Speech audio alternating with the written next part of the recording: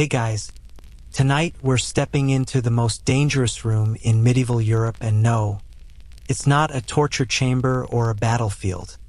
It's the kitchen. You're about to discover why your modern complaints about cooking dinner pale in comparison to the daily nightmare that was preparing food 600 years ago. Picture this. It's 4 a.m., pitch black outside, and you're already late for work. But there's no coffee, no electric lights, and definitely no calling in sick. The kitchen fire has been smoldering all night, casting eerie shadows on stone walls slick with grease and God knows what else. You can hear rats scurrying between the grain sacks, and something that might be yesterday's stew is bubbling ominously in a corner pot. You probably won't survive this, statistically speaking. Medieval kitchen workers had shorter lifespans than soldiers. So, before you get comfortable, take a moment to like the video and subscribe, but only if you genuinely enjoy what I do here.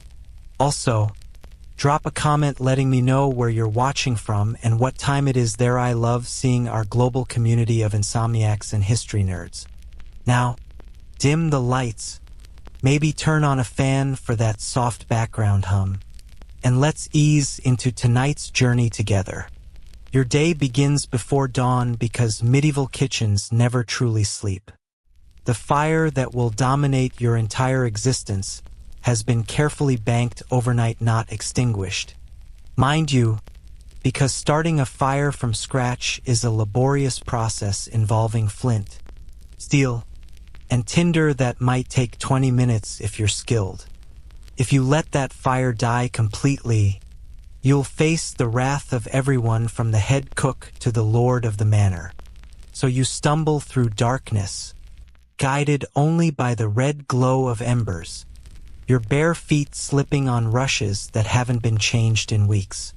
The rushes beneath your feet are worth examining for a moment, because they're basically medieval carpet, except carpet that's been absorbing grease, food scraps, spilled ale, and various bodily fluids for months.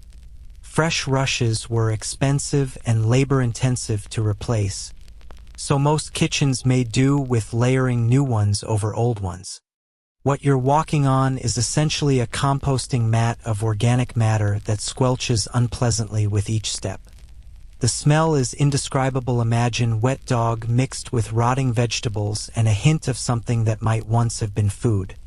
You'll get used to it, mainly because your nose will give up trying to process the constant assault of odors. The first task is coaxing those embers back to life. You kneel before the hearth, and it really is like kneeling before an altar because this fire is your god now. The medieval hearth isn't the cozy fireplace of romantic imagination. It's a massive stone beast that can easily span 8 feet across and stand tall enough for you to walk into. The opening yawns like a cave mouth, blackened with decades of soot and lined with fire-resistant stones that have cracked and been replaced countless times. You blow gently on the coals, feeding them dried wood shavings and kindling. Too gentle and nothing happens. Too aggressive and you scatter the embers, losing precious heat. The smoke immediately begins stinging your eyes, and within minutes you're coughing like you've been chain-smoking medieval cigarettes. Which, in a way, you have been. Kitchen workers suffered from chronic respiratory problems that modern doctors would recognize as severe COPD. The constant inhalation of wood smoke, combined with poor ventilation, meant that most kitchen workers developed persistent coughs, watery eyes, and blackened lung tissue. Medieval medical texts actually recognized cook's cough as a distinct condition, though their treatments, usually involving more smoke from medicinal herbs, weren't exactly helpful. As the fire grows, you start to see your workspace in the flickering orange light. The medieval kitchen is nothing like your modern counterpart. There are no counters at comfortable waist height, no running water, and definitely no refrigeration. Instead, You're working with rough wooden tables that have absorbed decades of meat juices, flour paste, and various unidentifiable stains. These tables, called dressers in medieval parlance, are massive affairs hewn from whole tree trunks and supported by thick legs. The wood is scarred from thousands of knife cuts, stained black in places from repeated contact with iron pots, and worn smooth in others from constant scrubbing with coarse sand and lye soap. The floor beneath these tables is either packed earth or stone, both equally treacherous when wet. Earth floors became muddy quagmires when water was spilled, while stone floors became deadly skating rinks. Either way, you're constantly at risk of slipping and falling, which in a kitchen full of sharp objects and open flames is more than just embarrassing, it's potentially fatal. Smart kitchen workers developed a shuffling gait that kept their feet in contact with the ground at all times. Hanging from the rafters are herbs, onions, and various cuts of meat in different states of preservation.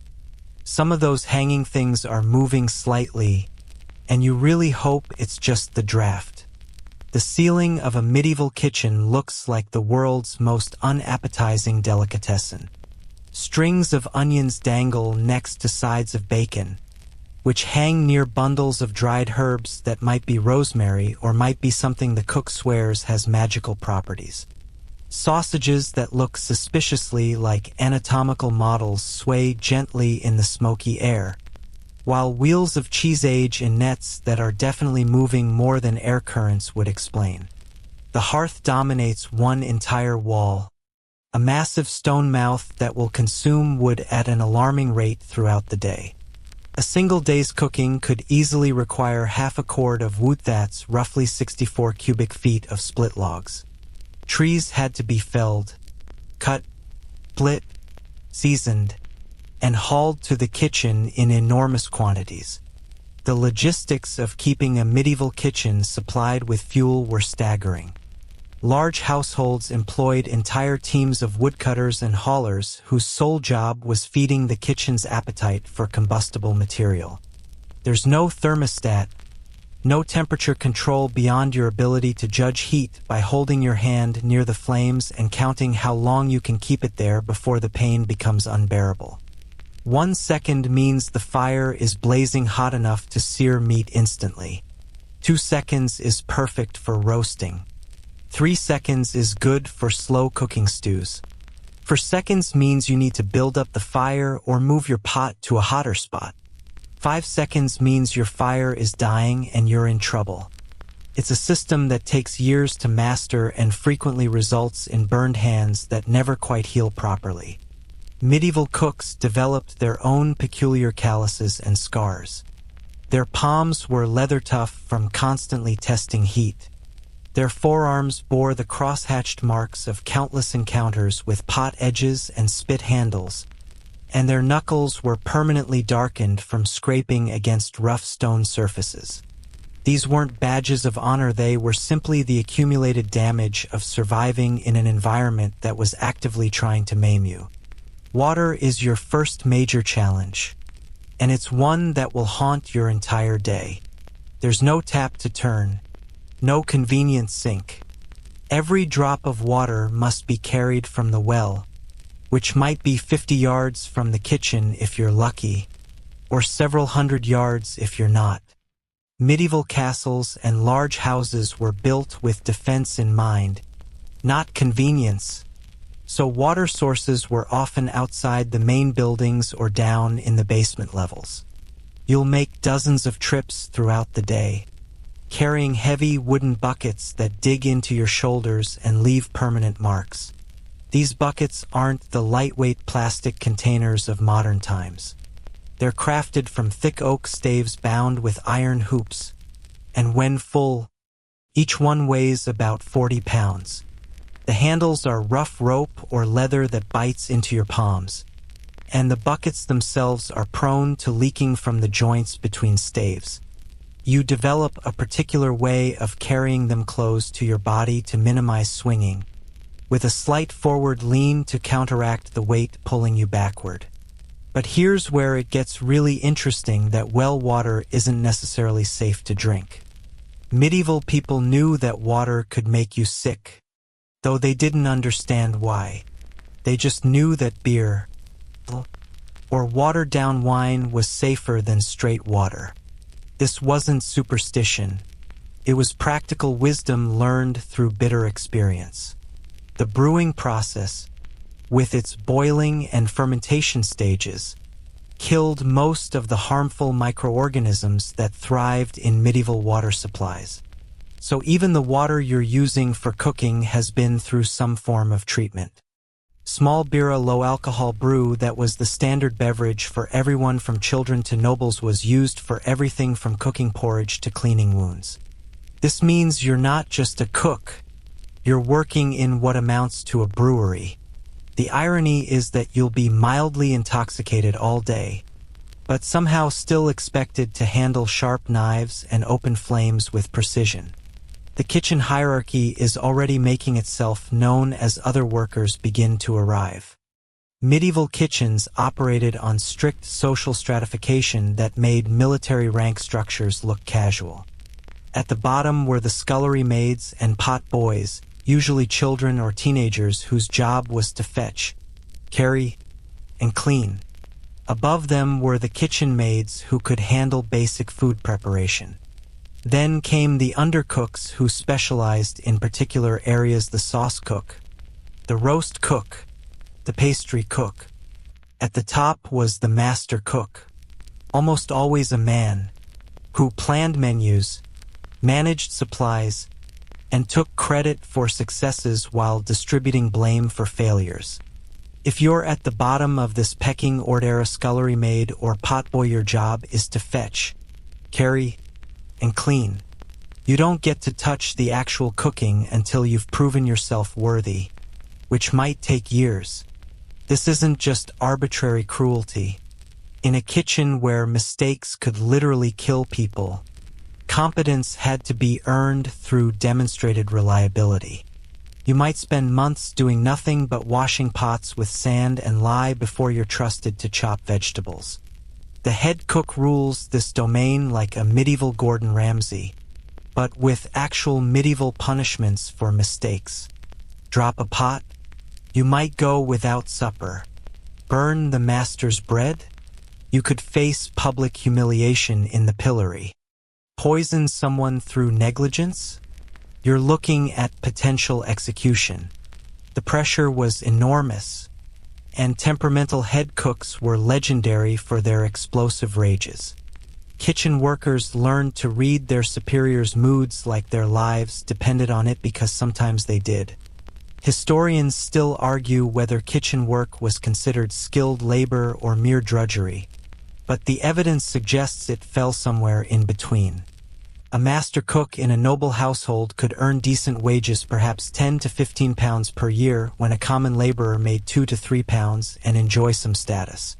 They might have their own quarters, fine clothes for special occasions, and the respect that came with feeding important people.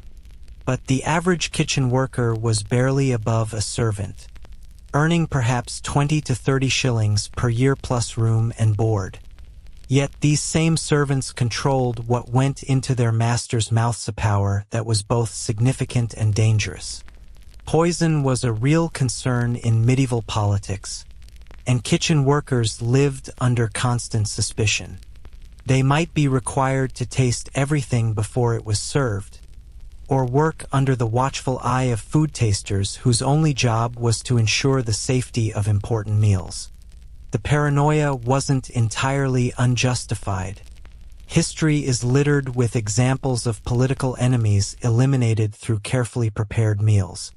The tools of your trade are primitive by modern standards, but surprisingly effective once you learn to use them properly.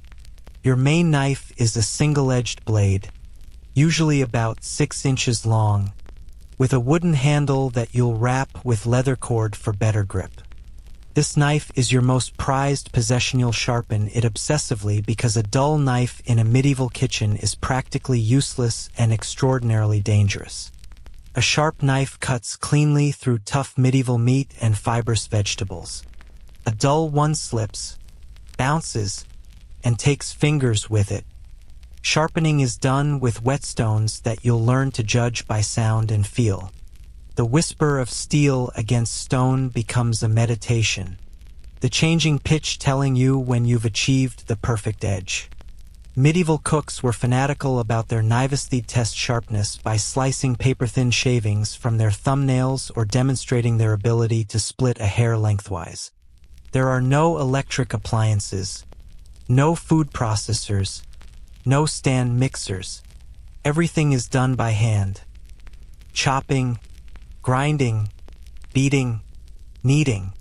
Your arms will ache constantly from wielding heavy mortars and pestles that pulverize spices and grind grain. These aren't the cute little herb grinders of modern kitchens theory, massive stone implements that require real strength to operate effectively. A mortar might be 18 inches across and weigh 50 pounds, while its pestle could be heavy enough to use as a weapon. Your hands will develop calluses in places you didn't know could form calluses between your fingers from gripping pot handles, across your palms from kneading bread, along your knuckles from scraping against stone surfaces. Your back will protest from hours of hunching over low work surfaces that weren't designed with human ergonomics in mind. Medieval people were generally shorter than modern humans, but even they found kitchen work physically punishing. Measuring is more art than science, which makes medieval cooking both more intuitive and more terrifying than modern techniques. There are no standardized measurements, no cups or tablespoons, no kitchen scales. Recipes, when they exist at all, call for a handful of this or enough of that or as much as will lie on a groat being a small silver coin. You learn to judge by sight, smell, and taste, developing an almost supernatural ability to estimate quantities. A pinch of salt is literally a pinch between your thumb and forefinger, but whose thumb and forefinger? A child's pinch contains far less than an adult's, which is why experienced cooks often specified a man's pinch or a maiden's pinch in their instructions. A cup of flour is whatever fits in the cup you happen to be using, and different households had different sized cups. This lack of standardization meant that the same recipe could produce wildly different results depending on who was making it and what tools they used. The rats deserve special mention because they're not just occasional visitors theory permanent residents with squatters' rights. Medieval kitchens were rat condominiums, and there was no effective way to keep them out. The very design of medieval buildings, with their stone walls, wooden floors, and countless hiding places, created perfect rat habitat. Cats helped control the population, but rats were persistent, clever, and prolific breeders. You'll find rat droppings mixed in with peppercorns theory about the same size and color. Gnaw marks appear overnight on wheels of cheese. The occasional deceased rodent floats in a water barrel like some grim party favor. This wasn't considered unusual or particularly concerning. It was just part of kitchen life, and you learned to work around it. Medieval people had a much more pragmatic relationship with vermin than we do today. They understood that absolute cleanliness was impossible, so they focused on managing acceptable levels of contamination.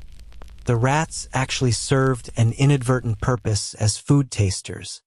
If the rats avoided a particular grain sack or cheese wheel, smart cooks paid attention.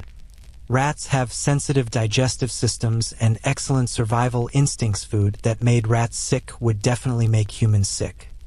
In this twisted way, the kitchen rats became an early warning system for spoiled provisions. Storage is a constant battle against spoilage, pests, and theft, and you're fighting this war with primitive weapons. There's no refrigeration, so preservation techniques are crucial for survival.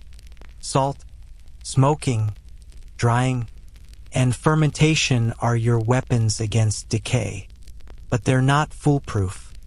You'll spend part of each morning inspecting stored food like a detective examining crime scenes, sniffing questionably aged cheeses and making judgment calls about whether that meat hanging in the pantry is still safe to eat.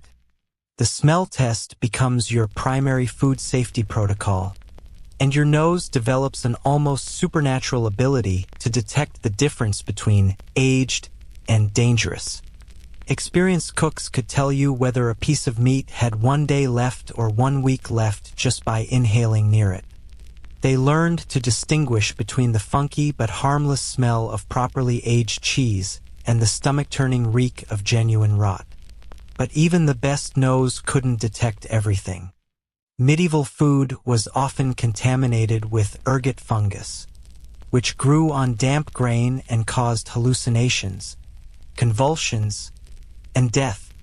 Botulism lurked in improperly preserved meats.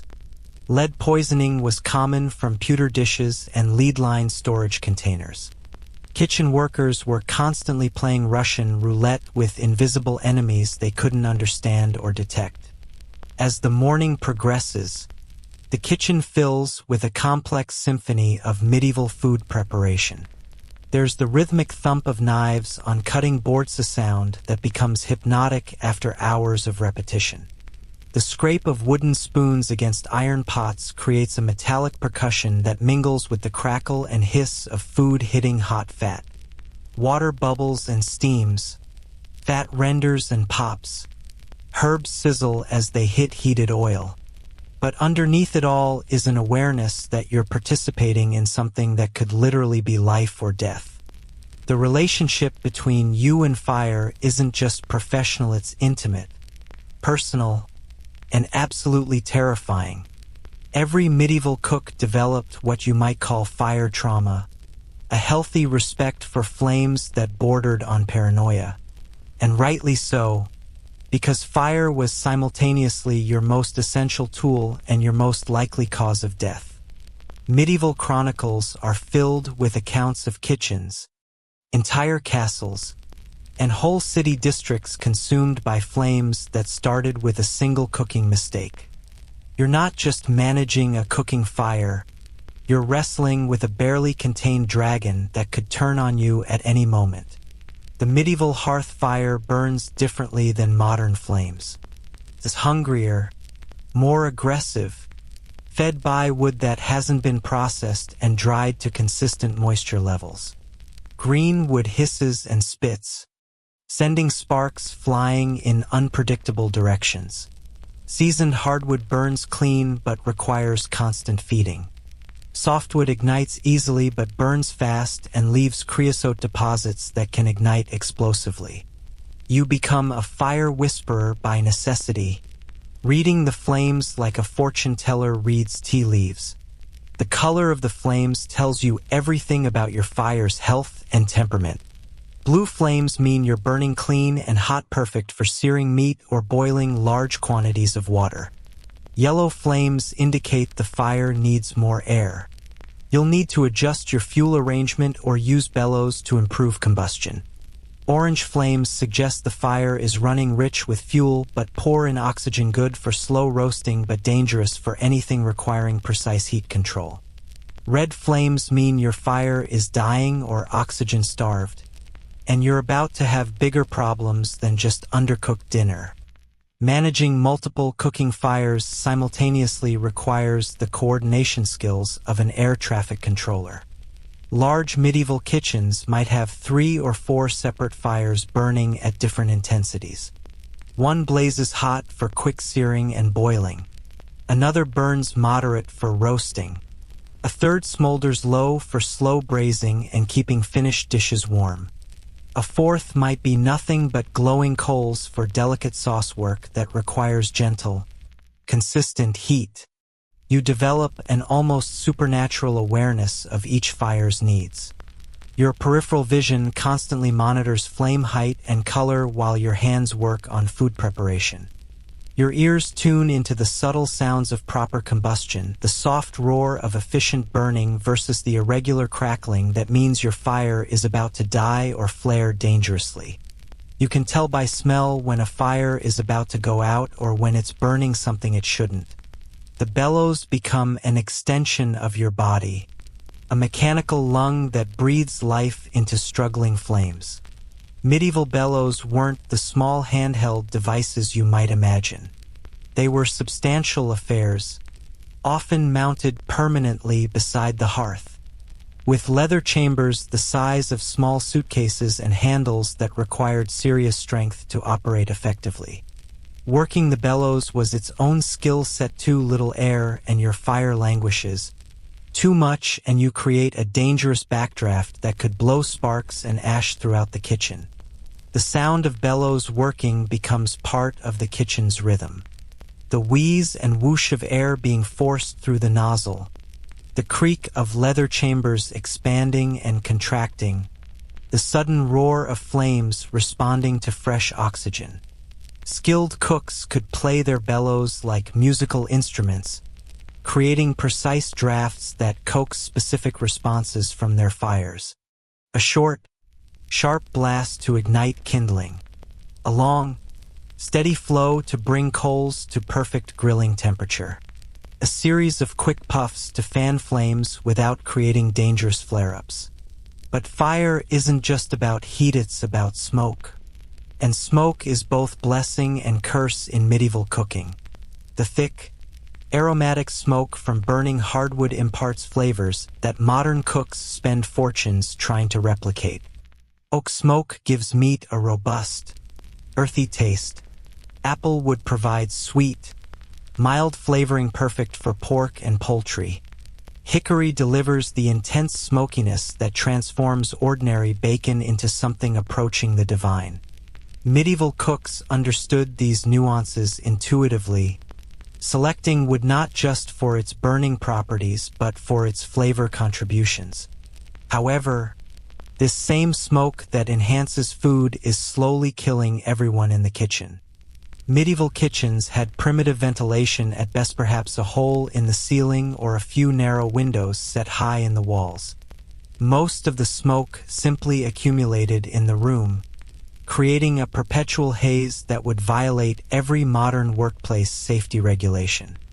Kitchen workers developed distinctive smoky voices from constantly irritated throats, and their clothes, hair, and skin carried the permanent scent of wood smoke. You could identify a cook by smell from 20 paces. The lack of proper ventilation created other hazards beyond just respiratory damage. Smoke accumulation could reach levels that caused disorientation and poor judgment, exactly what you don't want when handling sharp objects in open flames. Carbon monoxide poisoning was common but unrecognized. What medieval people attributed to kitchen fever or hearth sickness was often mild CO exposure causing headaches, nausea, and confusion. Fire management extends beyond just feeding flames. Constantly moving burning logs, adjusting coal beds, and rearranging fuel to create different heat zones. This requires specialized tools that become extensions of your body. Long iron tongs for moving burning wood without singeing your arm hair. Poker rods for breaking up log jams and creating air passages through fuel piles. Ash rakes for clearing spent coals and creating clean burning surfaces. Each tool bears the scars of constant fire contact, blackened, pitted surfaces that tell stories of countless battles with flame. The ashes themselves are valuable resources that can't be wasted. Wood ash is highly alkaline and serves as both soap and food ingredient. Mixed with animal fat, it creates a harsh but effective cleaning agent for scrubbing pots and surfaces. Mixed with water, it produces lye for processing corn into hominy or cleaning stubborn stains. Potash from hardwood ashes was so valuable that it was often sold to supplement kitchen budgets. Nothing goes to waste in medieval cooking, not even the byproducts of combustion. Creating and maintaining cooking coals is an art form that separates amateur firetenders from skilled cooks. Perfect cooking coals burn evenly, produce consistent heat, and last for hours without flaming up. They're created by burning hardwood down past the initial combustion phase, when volatile gases have been consumed and only carbon remains. The process requires patience and precise timing. Pull logs from the fire too early, and they'll flare when exposed to air. Too late, and they crumble into useless ash. Different woods create different coals with distinct burning characteristics. Oak coals burn longest and hottest, perfect for roasting large cuts of meat that require hours of consistent heat. Beech coals provide moderate, even heat, ideal for bread baking. Cherry wood coals burn clean and mild, excellent for delicate fish or vegetables. Experienced cooks could identify wood types by their coal characteristics: color, density, burning duration, and heat output. But fire's greatest danger isn't burns or smoke inhalation, it's the constant threat of kitchen fires that could consume entire buildings. Medieval structures were tinderboxes waiting for ignition. Timber frames, thatched roofs, rushes on floors, wooden furniture, and fabric hangings created perfect conditions for rapid fire spread. A single spark landing in the wrong place could transform a busy kitchen into an inferno within minutes. Kitchen fires started in predictable ways that you learn to guard against obsessively. Grease fires were common when fat dripped from roasting meat into flames below. These burned extremely hot and spread rapidly, requiring immediate action with sand or wet cloths, never water, which would only spread the burning grease. Clothing fires occurred when long sleeves or flowing skirts got too close to flames. Hair fires happened when cooks leaned over hearths without proper head coverings. The fear of fire shaped every aspect of kitchen design and work habits. Water barrels were positioned strategically throughout the workspace, not just for cooking but for emergency firefighting. Sand buckets sat near every hearth for smothering grease fires. Thick woolen blankets hung within easy reach for wrapping around burning people or equipment. Kitchen workers developed paranoid habits, constantly checking that flames weren't spreading beyond intended boundaries, automatically positioning themselves between fires and combustible materials, instinctively noting the location of exits and firefighting equipment. Historians still argue whether medieval people were more or less fire-conscious than modern societies, but the evidence suggests they lived with a constant awareness of fire danger that we've largely forgotten.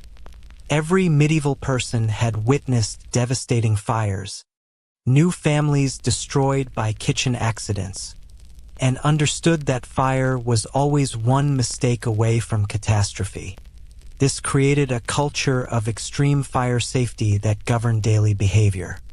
Yet, despite all precautions, kitchen fires remained tragically common. Castle records show frequent payments for fire damage repairs. City chronicles mention kitchen fires spreading to destroy entire neighborhoods. Insurance records, yes. Primitive forms of fire insurance existed, show that kitchen-related fires were the leading cause of property destruction. The very tool that made civilization possible was also its greatest threat. The psychological pressure of managing fire while hungry, tired, and working under deadline stress cannot be overstated. You're simultaneously trying to cook complex meals, maintain multiple fires, monitor for safety hazards, and satisfy demanding masters who don't want to hear about your difficulties. The concentration required is exhausting. One moment of inattention, getting distracted by a conversation, focusing too intently on food preparation, or simply letting fatigue cloud your judgment could result in disaster. Medieval fire management also involved understanding weather's effect on combustion. Humid days meant fires burned sluggishly and required more fuel. Windy weather created dangerous drafts that could spread flames unpredictably or blow sparks into combustible areas. Cold weather meant fires had to work harder to heat large stone kitchens, consuming wood at alarming rates. Rainy weather created problems with wet wood that produced more smoke and less heat. Seasonal fire management required long-term planning that modern cooks can barely imagine. Summer heat made working near blazing fires almost unbearable, but cooking still had to happen. Winter cold meant fires had to burn constantly just to keep food preparation possible, creating massive wood consumption and increased fire hazards. Spring and fall brought wood-cutting seasons when next year's fuel supply was harvested, processed, and stored. The relationship between cook and fire was so fundamental that many medieval recipes don't even specify cooking methods. They assume you understand how to manipulate fire to achieve desired results.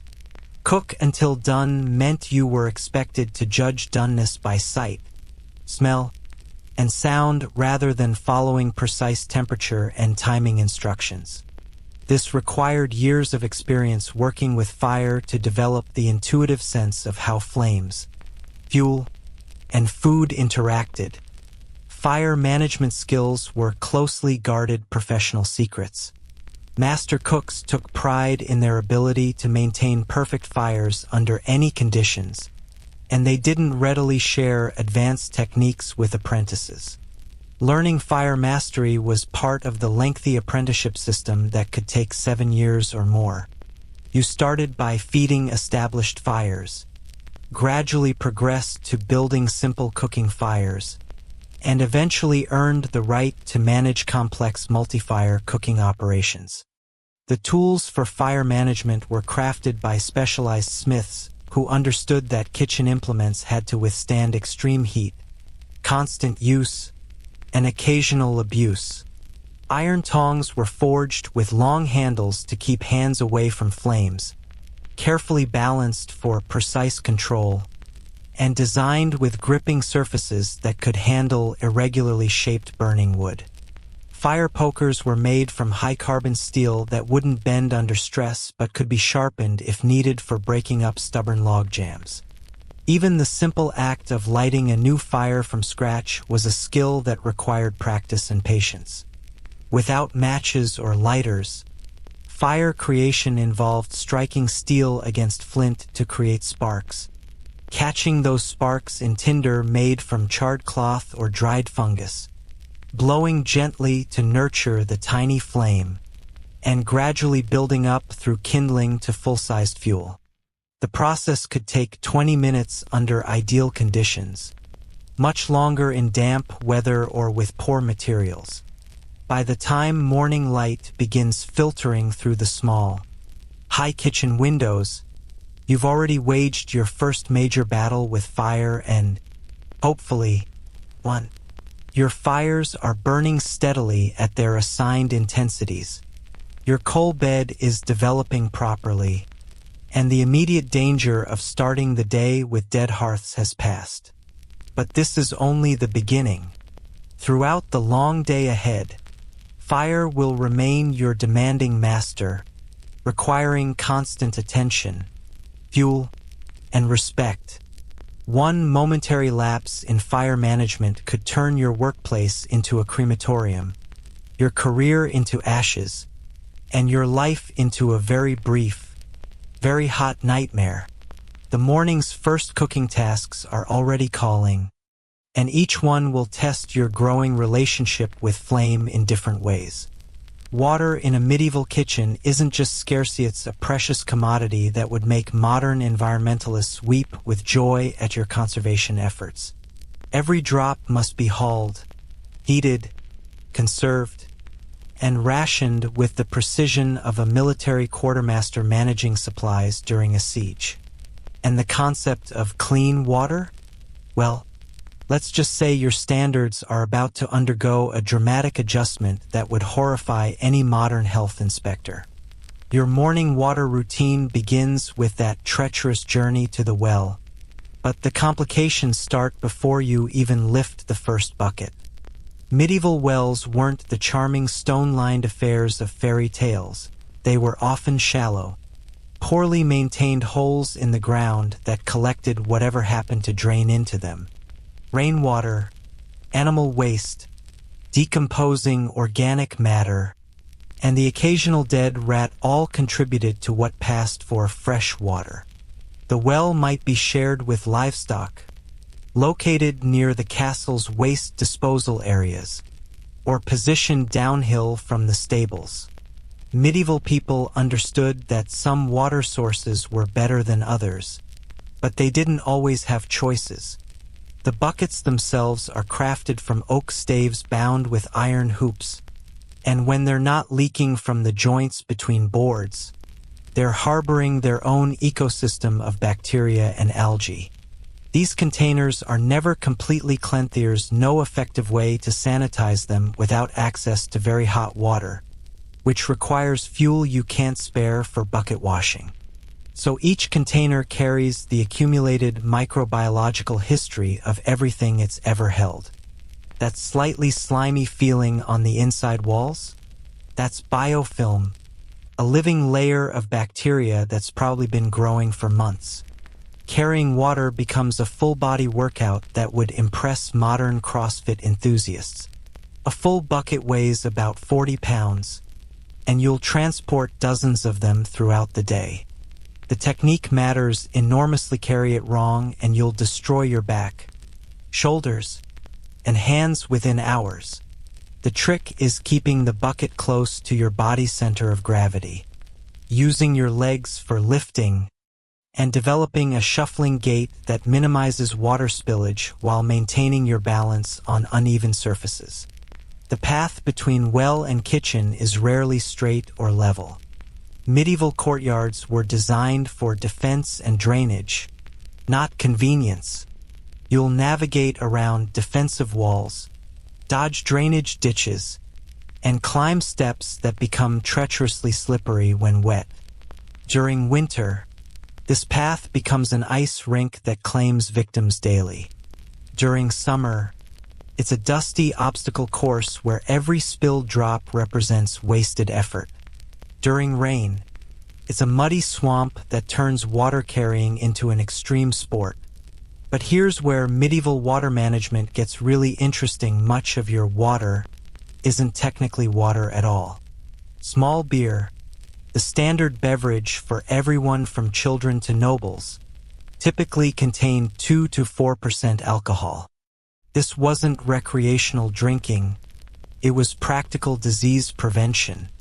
The brewing process involved boiling, which killed harmful microorganisms, and the alcohol content provided ongoing antimicrobial protection.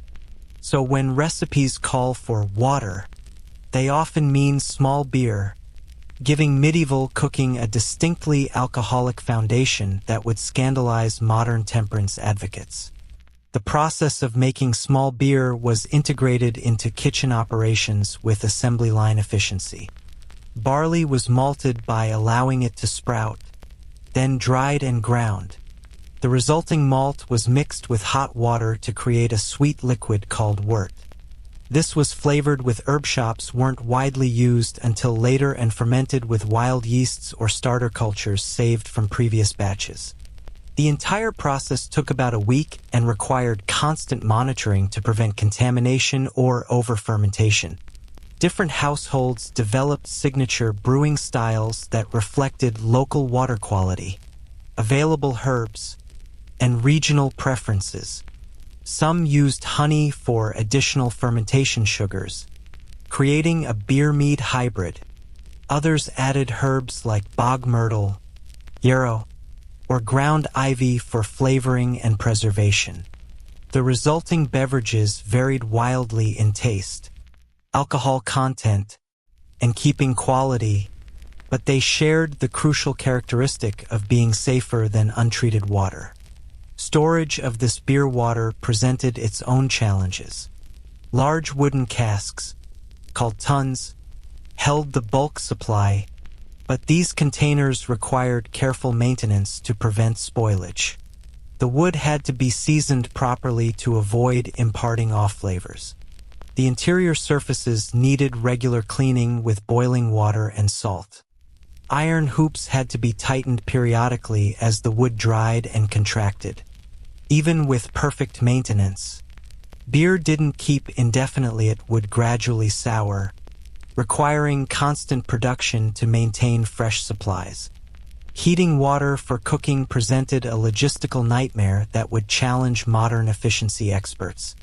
Large iron cauldrons, some capable of holding 20 gallons or more, had to be filled bucket by bucket, then suspended over fires or nestled into specially designed hearth recesses. Heating 20 gallons of water from well temperature to boiling required enormous amounts of fuel and time, often 2 hours or more of constant fire tending. The fuel cost alone made hot water a luxury that couldn't be wasted. These massive cauldrons were themselves engineering marvels that represented significant investments. Wrought iron suitable for large cookware was expensive and required skilled smiths to work. The vessels had to be thick enough to withstand thermal stress but light enough to be manageable when full. Handles and mounting systems had to support hundreds of pounds of water and iron without failing catastrophically.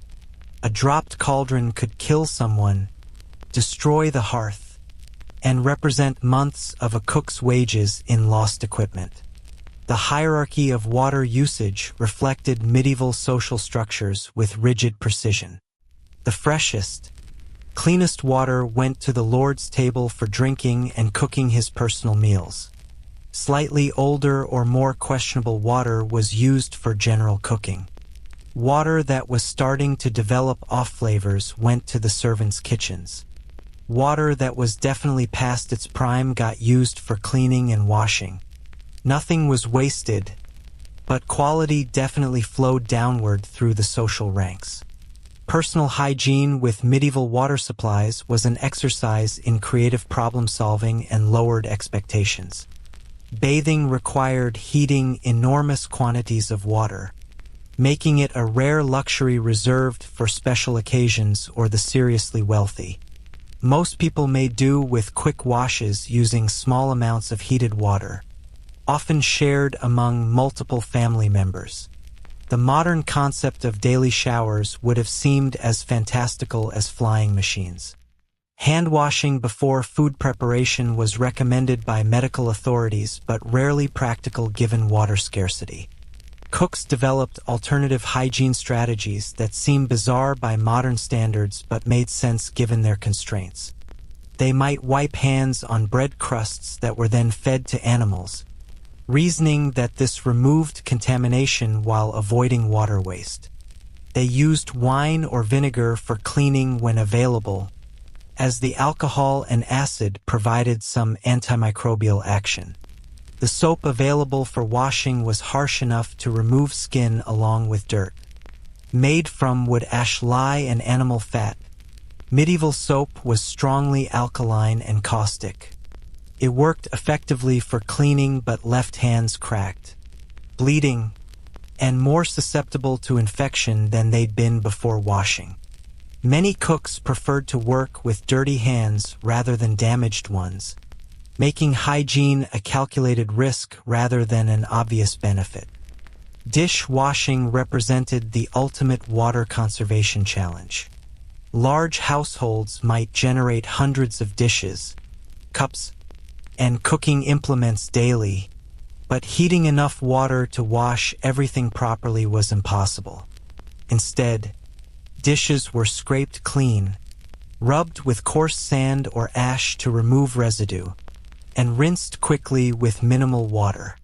The water from dishwashing was then used for cleaning floors or feeding to pigs. Nothing was discarded.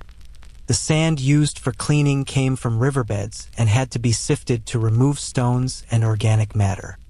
This sand was abrasive enough to scour away food residues but also abraded the dishes themselves, gradually wearing away surfaces and creating microscopic scratches where bacteria could hide.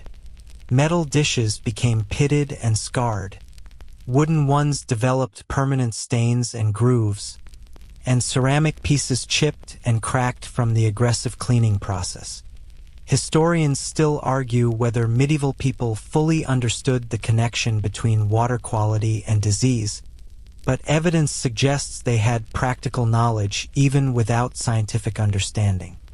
They knew that water from certain sources made people sick, that stagnant water was more dangerous than flowing water, and that treatment processes like boiling and fermentation improved safety.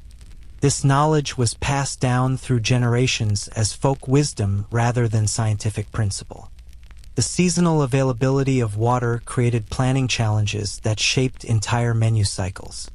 Spring freshets provided abundant but muddy water that required settling and filtration.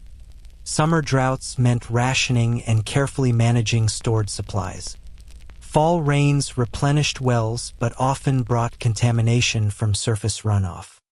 Winter freezing made water collection dangerous and sometimes impossible, requiring large-scale storage in root cellars and protected areas.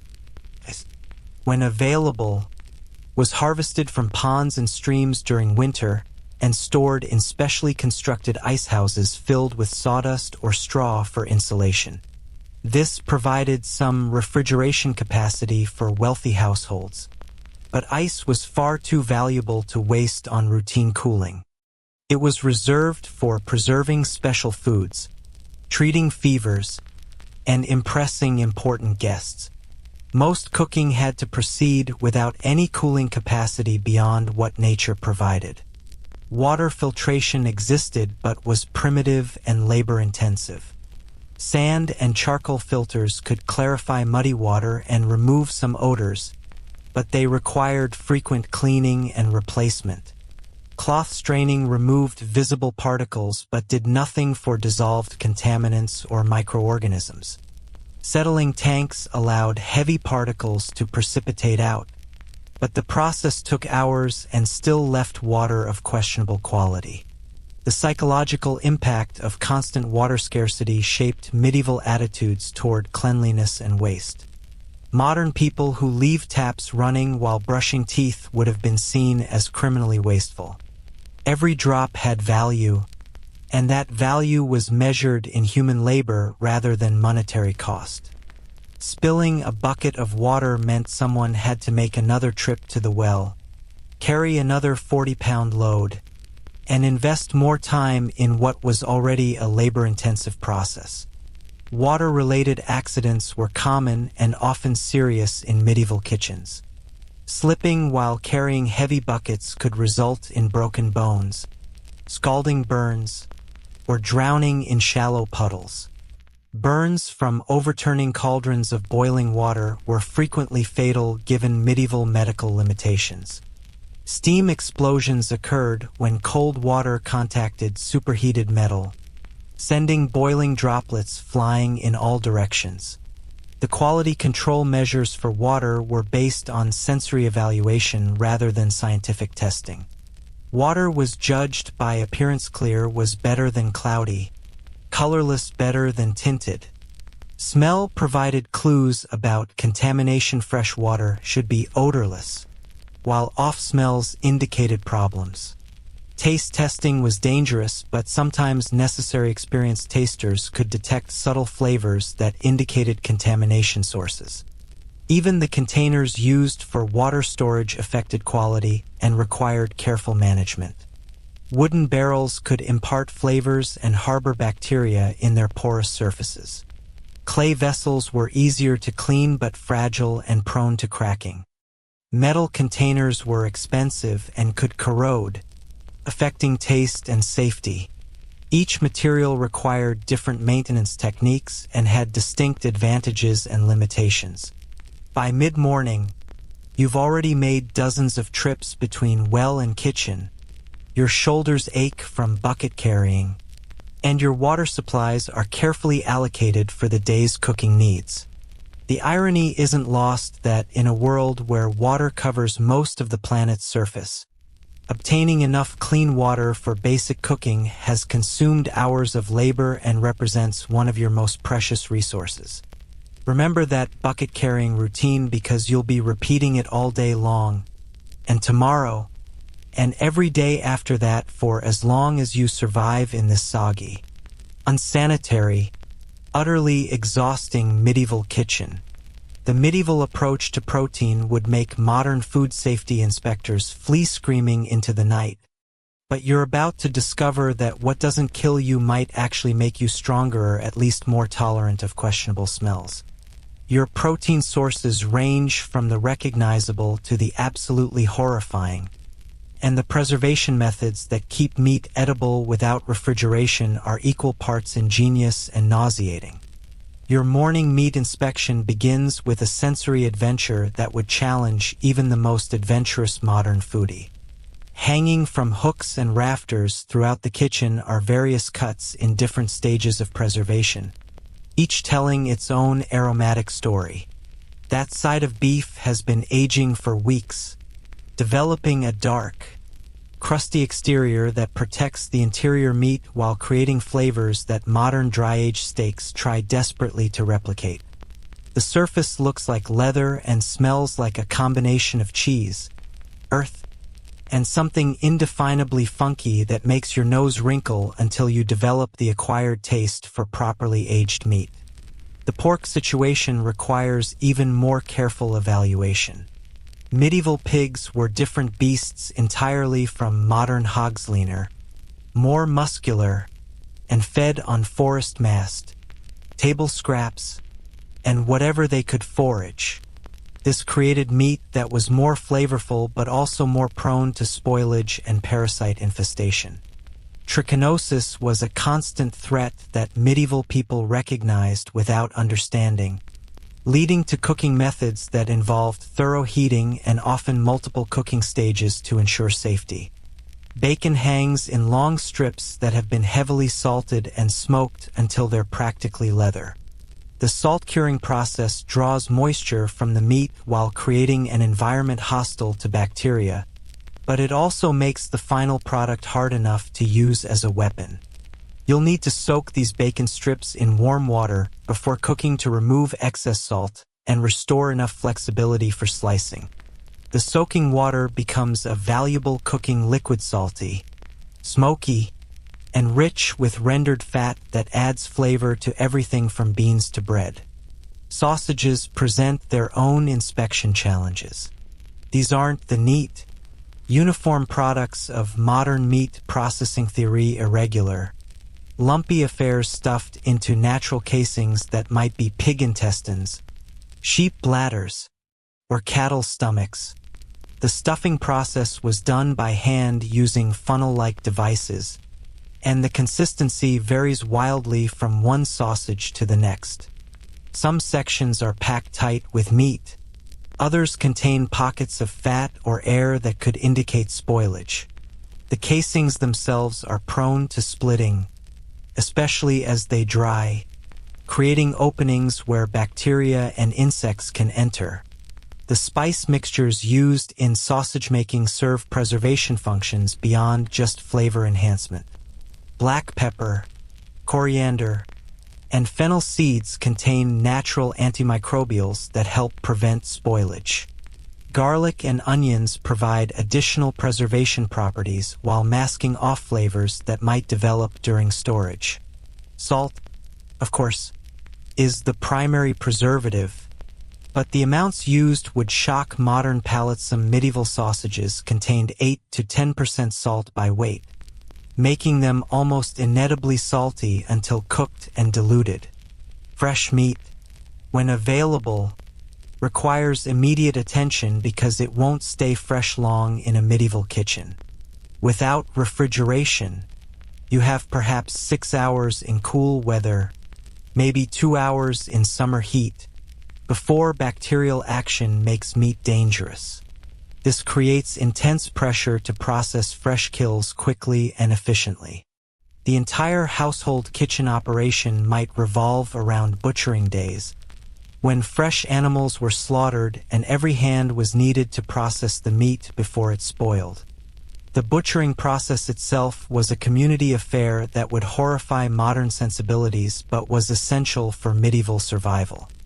Animals were slaughtered in the kitchen courtyard or a nearby outbuilding, and every part was used. Nothing was wasted because waste meant starvation. Blood was collected for puddings and sausages. Organs became specialty dishes that were often more prized than muscle meat. Bones were cracked for marrow, then boiled for stock. Even intestines were cleaned and used as sausage casings or cooking vessels. Poultry preservation involved different challenges than mammalian meat. Chickens, ducks, and geese were often kept alive in coops near the kitchen until needed, providing fresh eggs and meat on demand. But birds spoil even faster than mammal meat, and their hollow bones and thin skin make them difficult to preserve using traditional salting and smoking methods. Instead, poultry was often cooked immediately after slaughter, then preserved in its own fata technique called confit that creates an anaerobic environment preventing bacterial growth. Game meats brought their own preservation puzzles. Venison from deer hunts had to be processed quickly, often in field conditions that were far from ideal. Wild boar meat was delicious but dangerous. These animals often carried parasites and diseases that could transfer to humans. Rabbits and hares were safer but small, requiring different preservation techniques than larger animals. Birds like pheasants and partridges were prized delicacies but had to be aged carefully to develop proper flavor without spoiling. Fish preservation opens an entirely different chapter in medieval protein management. Fresh fish was available only to those living near water sources, and even then only during certain seasons. For everyone else, fish meant salted, dried, smoked, or pickled varieties that bore little resemblance to their fresh counterparts. Salt cod, for example, was preserved in such massive amounts of salt that it became hard as wood and required days of soaking to become edible again. The infamous stockfish cod dried without salt in the cold, dry air of northern climates was harder than lumber and required beating with hammers before it could be cooked. This fish was so durable that it could survive years of storage without spoiling, making it a valuable trade commodity throughout Europe. But preparing stockfish for cooking required soaking it for up to a week, changing the water daily until it softened enough to eat. Herring preservation involved complex processes that varied by region and season. Fresh herring were gutted, salted, and packed in barrels with specific salt-to-fish ratios that prevented spoilage while maintaining texture. The timing had to be perfect. Too little salt and the fish rotted. Too much and they became inedibly salty. The barrels themselves had to be perfectly clean and properly sealed to prevent contamination during the months-long preservation process. Pickled fish represented another preservation strategy that used acid instead of salt as the primary preservative. Fish were cooked, then stored in vinegar-based solutions flavored with herbs and spices. This method worked well for smaller fish like sardines and anchovies, but required high-quality vinegar that was expensive and sometimes difficult to obtain. The pickling liquid could be reused multiple times, gradually developing complex flavors as it absorbed essence from successive batches of fish. Dairy proteins presented unique challenges in medieval kitchens. Fresh milk spoiled within hours without refrigeration. But this wasn't necessarily a problem. Controlled spoilage was the goal. Milk was deliberately soured to create cheese, butter, and fermented drinks that would keep much longer than fresh dairy. The process required careful temperature control and timing that tested even experienced dairy workers. Cheesemaking was both art and science, requiring knowledge passed down through generations of trial and error. Different cheeses required different bacteria cultures, aging conditions, and treatment methods. Hard cheeses like cheddar could age for months or years, developing complex flavors and rock-hard textures. Soft cheeses had to be consumed quickly but provided variety in the medieval diet. The aging process required careful monitoring. Too much moisture and cheese developed dangerous molds. Too little and it dried out and cracked. Eggs were preserved using several ingenious methods that would impress modern preppers. Fresh eggs could be stored in lime water solutions that sealed the porous shells and prevented bacterial penetration. Eggs were also preserved in salt, buried in grain, or coated with animal fat to exclude air. These methods could keep eggs edible for months, though the texture and flavor changed significantly during storage. The seasonality of protein sources created feast or famine cycles that shaped medieval eating patterns. Spring brought young animals and fresh fish as breeding seasons ended and water temperatures warmed. Summer heat made meat preservation difficult but provided abundant dairy from animals grazing on rich pastures. Fall was slaughter season when animals were killed before winter and preserved for the lean months ahead. Winter meant relying on preserved proteins while fresh sources became scarce. Historians still argue whether medieval people got adequate protein in their diets, but evidence suggests that protein quality varied dramatically by social class and season. Nobles enjoyed fresh meat regularly and had access to the best preserved proteins. Peasants might eat meat only a few times per year, relying instead on dairy, eggs, and occasional small game. Monks and other religious communities often had fish-heavy diets due to religious restrictions on meat consumption. The economics of protein were complex and often brutal. A single cow represented enormous wealth, perhaps a year's wages for a common laborer. Losing meat to spoilage wasn't just inconvenient, it was financially catastrophic. This created intense pressure to use every scrap of protein, leading to dishes that modern people would find revolting. Blood puddings, organ sausages, and jellied calves' feet weren't exotic delicacies, they were economic necessities. Protein adulteration was a constant concern in medieval markets, and scrupulous vendors might sell spoiled meat disguised with spices and strong flavors. Old fish was sometimes treated with chemicals to mask spoilage odors. Sausages might be extended with bread, sawdust, or other fillers that increased profit margins but decreased nutritional value. Experienced cooks learned to identify these deceptions, but the consequences of being fooled could be fatal. The tools for protein preparation were specialized implements that reflected the importance of meat in medieval diets. Massive cleavers for breaking down large carcasses, thin filleting knives for fish work, curved skinning knives for hide removal, and long-handled forks for moving hot meat safely. Each tool required maintenance, and proper use. A dull butcher's knife was not only inefficient but dangerous, while poorly maintained meat hooks could break under load and cause serious injuries. Grinding meat was an exhausting process done by hand using massive mortars and pestles or primitive hand-cranked mills. Creating the fine textures needed for sausages and pates required hours of grinding, often done by the lowest-ranking kitchen workers whose arms would ache for days afterward. The grinding process also increased spoilage risk by breaking cell walls and exposing more meat surface to bacterial action, making timing crucial. Rendering fat was a critical protein-related process that provided both cooking medium and preservation agent. Animal fats were heated slowly to separate pure fat from tissue, creating lard from pork, tallow from beef, and schmaltz from poultry.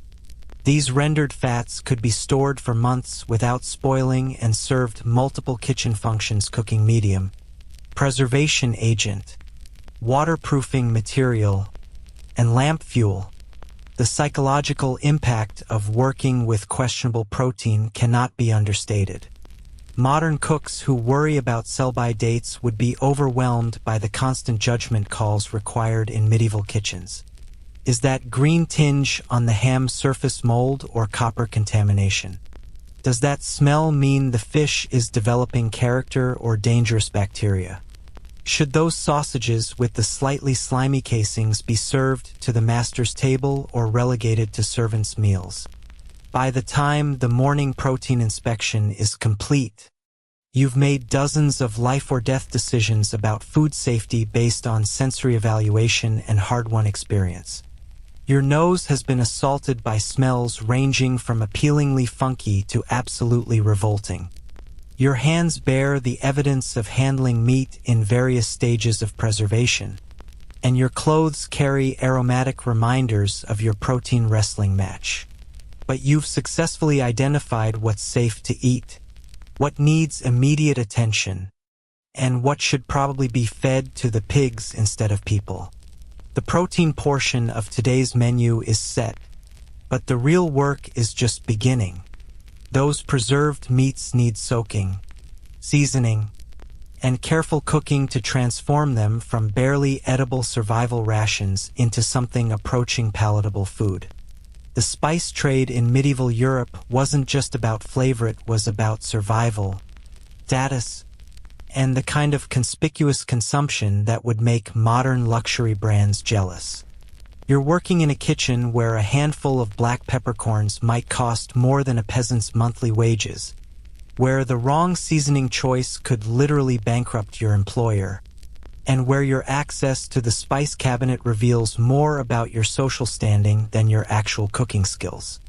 Your morning spice inventory begins with what amounts to a treasure hunt through locked chests, sealed containers, and carefully guarded stores that represent more wealth than most people will see in their lifetimes. The head cook carries keys to the spice cabinet like a jailer guards prison keys, because that's essentially what they are, keys to a fortune that must be protected from theft, waste, and the ambitious fingers of junior kitchen staff who might be tempted to supplement their meager wages with a pinch of precious cinnamon. Black pepper, the undisputed king of medieval spices, sits in its special container like a collection of tiny black diamonds. These aren't the uniform, processed peppercorns of modern spice racks. They're irregular, sometimes still attached to stems, varying in size and intensity depending on their origin and age. A single pound of black pepper might cost 20 shillings, equivalent to a skilled craftsman's monthly salary. This makes pepper literally worth its weight in silver, and you'll count individual peppercorns like a miser counts coins. The pepper comes from traders who've carried it across thousands of miles, from the Malabar coast of India through a network of middlemen, caravan routes, and maritime trade that adds cost at every step. By the time it reaches your kitchen, each peppercorn has been handled by dozens of people, survived storms at sea, attacks by bandits, and the various taxes and tariffs imposed by every authority along the route. The final price reflects not just the spice's intrinsic value, but the enormous risks and costs of medieval international trade. Grinding pepper requires specialized equipment and careful technique.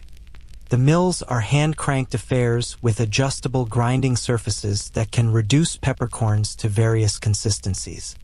But grinding releases volatile oils that begin evaporating immediately, so pepper is ground fresh for each use rather than pre-ground and stored. The process fills the air with pepper dust that makes everyone in the vicinity sneeze uncontrollably. Medieval kitchens during spice grinding sessions sound like hospital wards during flu season. Cinnamon presents an even more exotic challenge. True cinnamon from Ceylon is so expensive that it's often stored in individual sticks, each one worth more than a day's wages for kitchen labor. Cassia, a cheaper relative that provides similar flavor, is more commonly available but still precious enough to require careful rationing. The bark comes in quills that must be ground using specialized mills, and the resulting powder is so valuable that every grain is accounted for. The cinnamon grinding process releases oils that stain everything they touch a warm brown color. Your hands, cutting boards, and mortar surfaces develop permanent cinnamon stains that mark you as someone privileged enough to work with precious spices. The aroma is intoxicating sweet, warm, and exotic, but also dangerous because the fine powder can cause respiratory irritation if inhaled in quantity. Saffron exists in a category beyond mere spicy. It's liquid gold in thread form. Each stigma must be hand-harvested from crocus flowers, with roughly 150 flowers required to produce a single gram of saffron. The threads are lighter than air and more valuable than their weight in precious metals. Saffron is stored in tiny containers, measured by individual threads, and used so sparingly that recipes call for a pinch or 3 threads, quantities so small that modern measuring devices couldn't detect them. Using saffron requires almost ceremonial preparation. The threads are steeped in warm liquid to release their color and flavor, creating a golden solution that transforms both the appearance and taste of whatever it touches. But saffron is temperamental too. Much heat destroys its delicate compounds, while too little fails to extract its essence. The difference between perfectly saffron-scented rice and expensive waste comes down to technique learned through years of careful practice. Ginger arrives in your kitchen as dried rhizomes that look like twisted wooden fingers and feel almost as hard.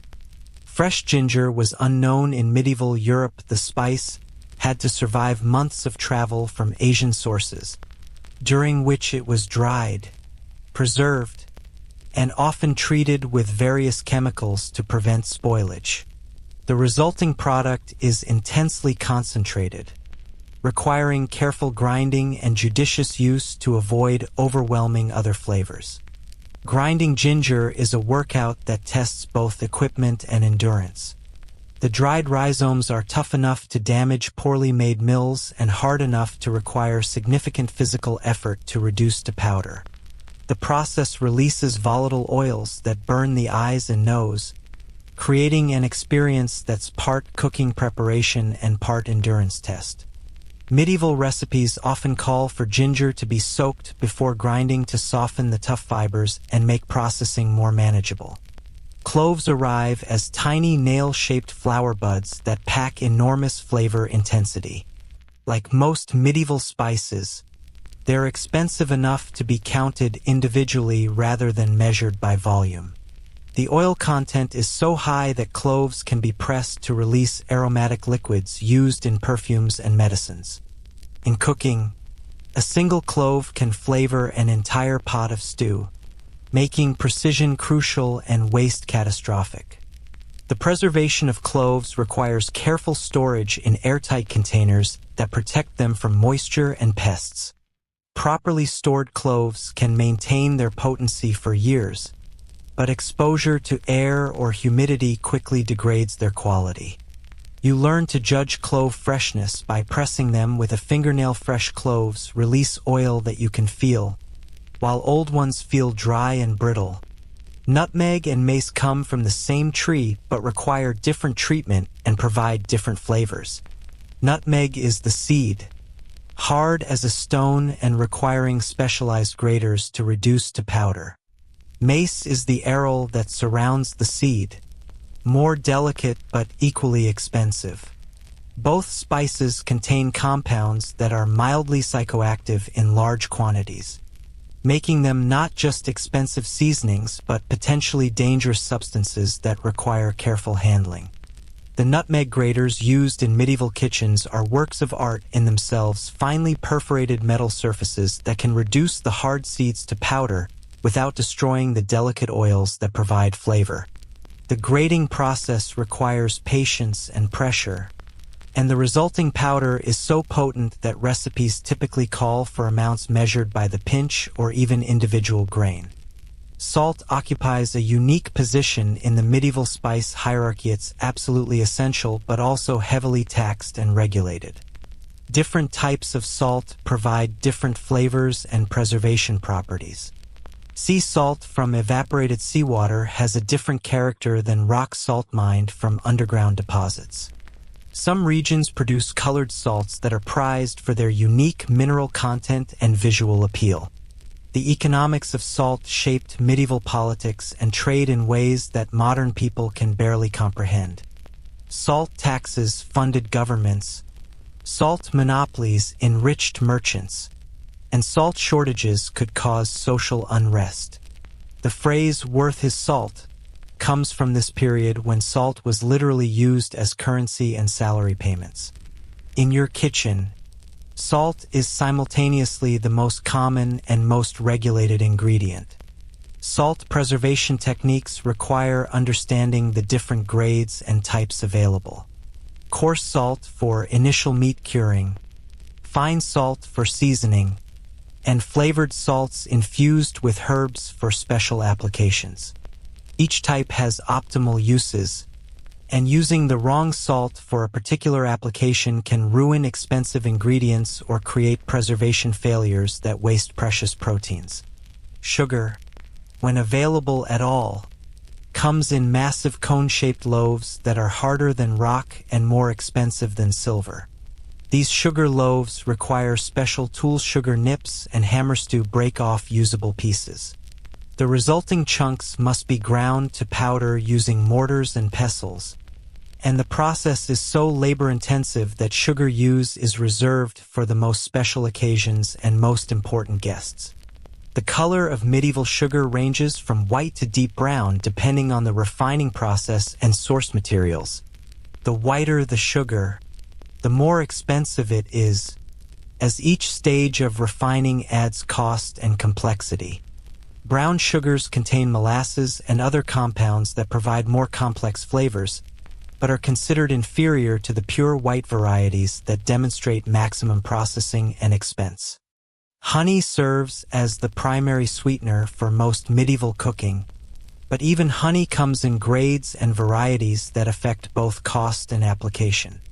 Light, clear honey from specific flower sources commands premium prices, while darker honeys from mixed sources are more affordable but provide stronger flavors that might overwhelm delicate dishes.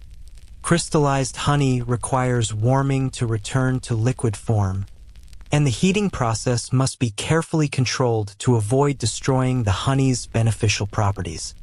The preservation of honey requires understanding its natural antimicrobial properties and storage requirements. Properly stored honey can last indefinitely, but exposure to moisture can cause fermentation that transforms honey into mead. This isn't necessarily a problem. Mead is valuable in its own right, but it represents an uncontrolled change in your ingredient inventory that affects menu planning and cost calculations. Herbs bridge the gap between spices and medicine in medieval kitchens. Dried herbs like thyme, rosemary, and sage provide flavoring but also serve medicinal functions that blur the line between cooking and healthcare.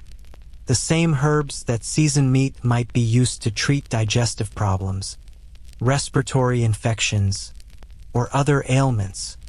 This dual purpose makes herb selection and use more complex than simple flavoring decisions. Historians still argue whether medieval people understood the distinction between culinary and medicinal uses of spices, but evidence suggests they saw them as part of a unified system of maintaining health through diet.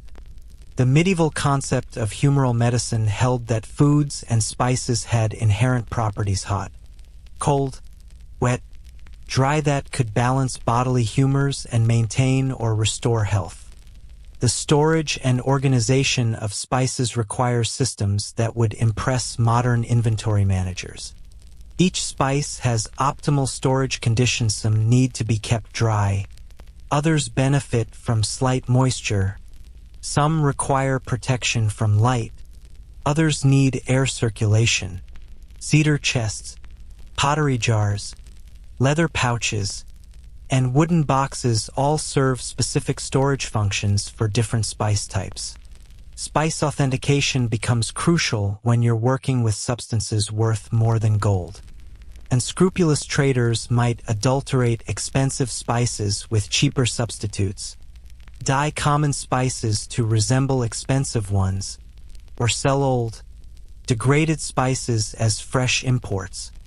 Experienced cooks develop the ability to authenticate spices by sight, smell, taste, and even touch, protecting their employers from expensive frauds. The grinding and preparation equipment for spices represents a significant investment in specialized tools. Different spices require different mills, graters, and pestles. Some spices are best ground in stone mortars that don't absorb oils. Others work better in metal mills that resist staining. The cleaning and maintenance of spice equipment is crucial because cross-contamination between expensive spices can create flavor conflicts or reduce the purity of precious seasonings. By the time your morning spice preparation is complete, you've handled substances worth more than most people's annual income. Your fingers carry the aromatic evidence of your privileged access to the world's most precious seasonings. The day's menu has been elevated from mere sustenance to an expression of wealth, power, and sophisticated taste that will communicate your employer's status to everyone who shares the meal. But with great spice power comes great responsibility. Every grain must be accounted for, every use justified, and every dish seasoned with the precision of a jeweler setting diamonds. One careless moment with the pepper mill could waste a fortune, and one poorly seasoned dish could cost you your position in this aromatic hierarchy of medieval cuisine. Bread in medieval Europe wasn't just food, it was politics, economics, religion, and survival all baked into one crusty, often tooth-breaking loaf.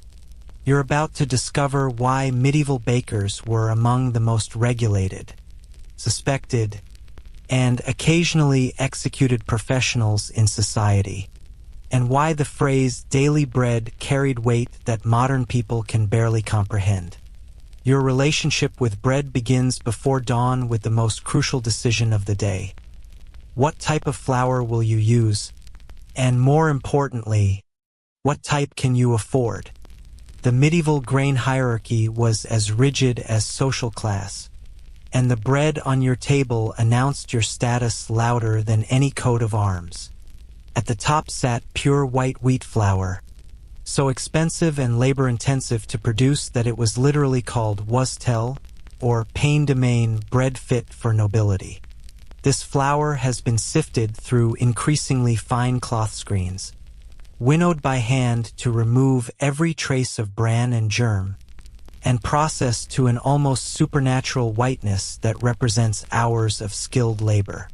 Working with white flour is like handling powdered silk. It's so fine that it creates dust clouds with the slightest disturbance, coating everything in the vicinity with a ghostly white film. The gluten content is perfect for creating the light, airy textures that medieval nobles demanded, but the processing has removed most of the nutrients that make grain valuable for survival. White bread is essentially edible status symbol, beautiful to look at but nutritionally inferior to coarser alternatives. Moving down the social ladder, you encounter brown bread made from flour that's been less extensively processed. This contains more bran and produces denser, darker loaves that are more nutritious but less prestigious. The texture is coarser, the flavor more complex, and the keeping quality better than white bread. Brown bread represents the practical choice, less expensive than white, but still refined enough to demonstrate respectability. At the bottom of the bread hierarchy lurks the dreaded horse bread, or black bread course, dark loaves made from barley, or even peas and beans when grain is scarce. These breads are so heavy and dense that they could double as building materials, but they're also the most nutritious and longest-lasting options available. During famine years, Even wealthy households might resort to these survival breads that normally fed only the poorest peasants and livestock. The grain itself arrives at your kitchen with its own set of challenges that would horrify modern food safety inspectors. Medieval wheat often contains ergot fungus, a parasitic organism that produces compounds similar to LSD. Small amounts might go unnoticed, but larger contaminations can cause hallucinations, convulsions, and death. You learn to examine grain carefully for the dark, elongated sclerotia that indicate ergot presence. But removing every contaminated kernel is nearly impossible without modern processing equipment. Other grain contaminants include mouse droppings, insect larvae, small stones, bits of metal from grinding equipment, and various seeds from weeds that grew alongside the intended crop. Sorting grain is a time-consuming process that involves multiple winnowing sessions, careful visual inspection, and the development of an almost supernatural ability to detect foreign objects by feel. Your hands become so sensitive to grain texture that you can identify problems by running your fingers through a handful of wheat. The grinding process transforms grain into flour through methods that haven't changed substantially in centuries. If you're fortunate enough to work in a household with access to a windmill or watermill, your grain will be ground between massive stone wheels that crush the kernels into varying degrees of fineness. But mill access costs money, and millers have reputations for dishonesty that make modern used car dealers look like paragons of virtue. Medieval millers operated under a complex system of fees, taxes, and regulations that created enormous incentives for cheating. They might take more than their agreed-upon portion of flour as payment, substitute inferior grain for good grain, or add chalk, sand, or other adulterants to increase weight and volume. The relationship between kitchen staff and millers was one of constant vigilance and mutual suspicion. You watched them like hawks, and they resented your oversight. Hand grinding represents the alternative to dealing with potentially crooked millers, but it's backbreaking labor that consumes enormous amounts of time and energy. Using a cornu pair of circular stones with a handle for turning the upper stone, you can grind perhaps a few pounds of flour per hour if you're strong and experienced. Your arms ache, your back screams, and the fine flour dust gets into everything: your clothes, hair, lungs, and every crack and crevice in the kitchen.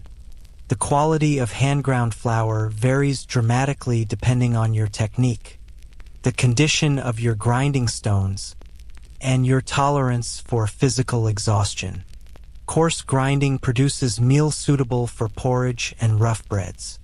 Fine grinding creates flour approaching the quality of professionally milled grain but requires multiple passes through the stones and enormous physical effort.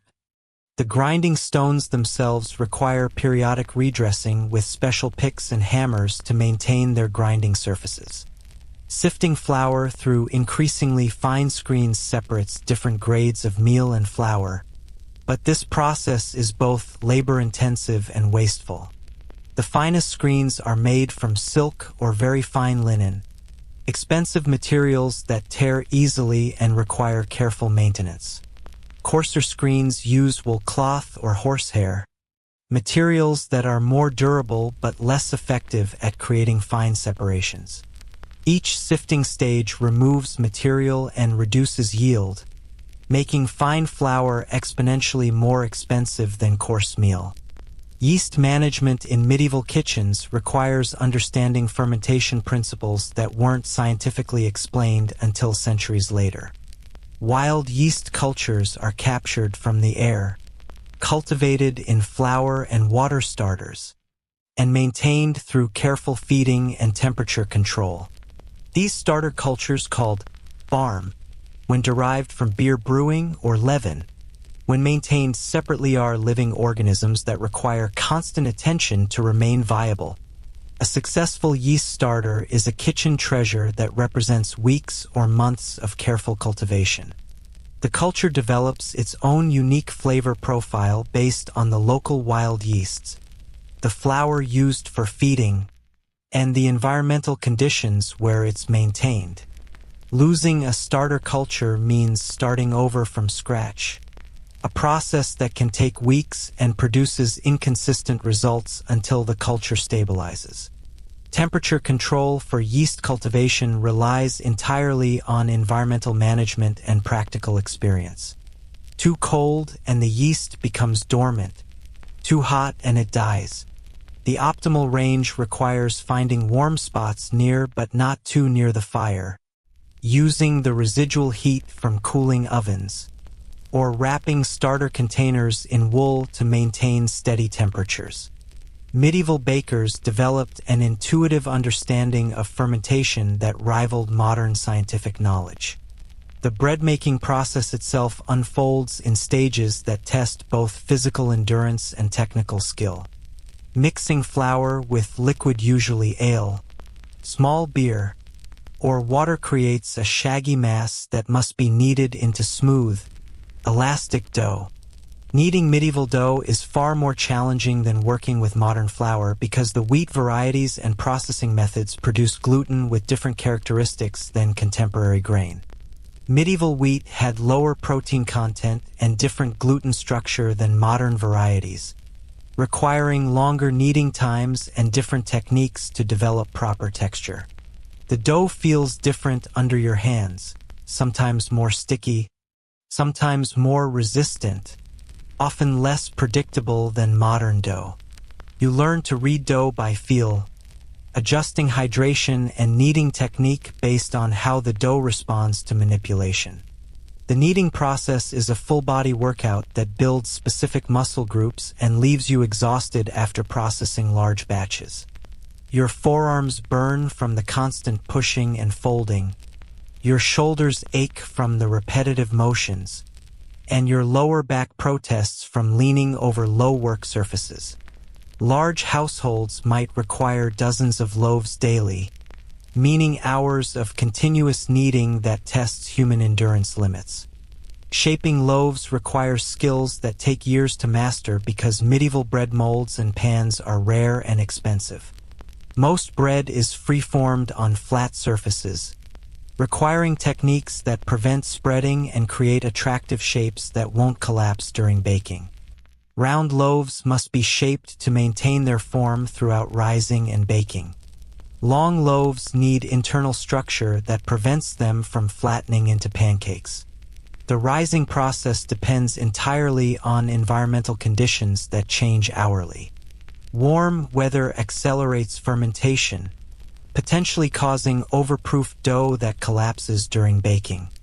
Cold weather slows rising to a crawl, extending the process for hours or even days. Humidity affects dough texture and crust formation. Air pressure changes influence yeast activity in ways that medieval bakers recognized but couldn't explain scientifically. Proofing baskets and rising cloths help maintain dough shape during fermentation, but these tools require careful maintenance to prevent contamination. Baskets lined with linen cloths dusted with flour provide structure for round loaves. Long cloths stretched between supports create channels for baguette-style loaves. Each rising container develops its own microbiology that affects bread flavor and texture. Oven management for bread baking represents perhaps the most challenging aspect of medieval bread production.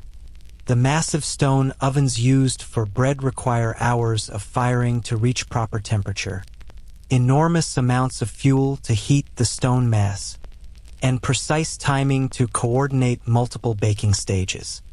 These aren't the convenient gas or electric ovens of modern kitchens theory architectural features that dominate entire walls and require specialized knowledge to operate effectively.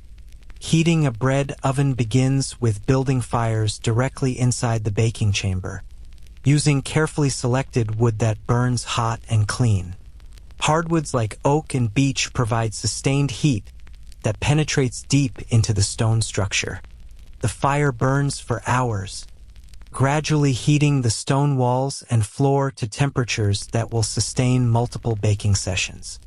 Judging when the oven reaches proper temperature requires experience that can't be taught from books. Temperature assessment relies on sensory evaluation that seems almost magical to modern observers. Experienced bakers can judge oven temperature by holding their hands inside for specific time periods, watching how quickly flour browns when thrown on the oven floor, or observing the color of the stone surfaces. Different temperatures are optimal for different products. Bread needs moderate heat. Pastries require higher temperatures, and slow-cooked items benefit from lower heat. The baking sequence maximizes oven efficiency by utilizing the gradually decreasing temperatures as the stone mass cools. Bread goes in first at maximum heat, followed by pastries and smaller items that cook faster. As temperatures drop, the oven becomes perfect for slow-roasted meats, dried fruits, and other items that benefit from gentle, sustained heat. Nothing is wasted, and every stage of the cooling process serves a purpose. Steam management during bread baking creates the crusts that distinguish professional bread from amateur efforts. Throwing water onto the hot oven floor generates steam that keeps bread surfaces flexible during initial baking, allowing maximum expansion before the crust sets. Too little steam produces breads with thick, tough crusts that limit rise. Too much steam prevents proper crust formation and creates soggy, unappealing surfaces. Historians still argue whether medieval bakers understood the scientific principles behind their techniques, but the evidence suggests they had practical knowledge that produced consistently excellent results. Guild regulations specified exact procedures for different bread types, indicating standardized techniques that were passed down through generations of apprentices.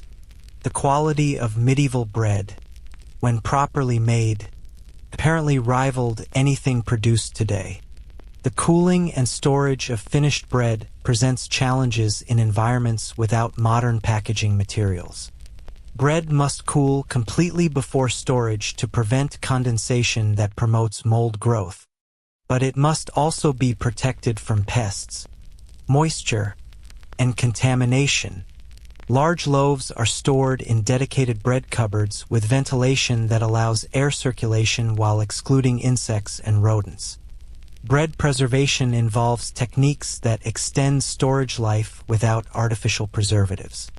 Hard crusts protect soft interiors from contamination and moisture loss.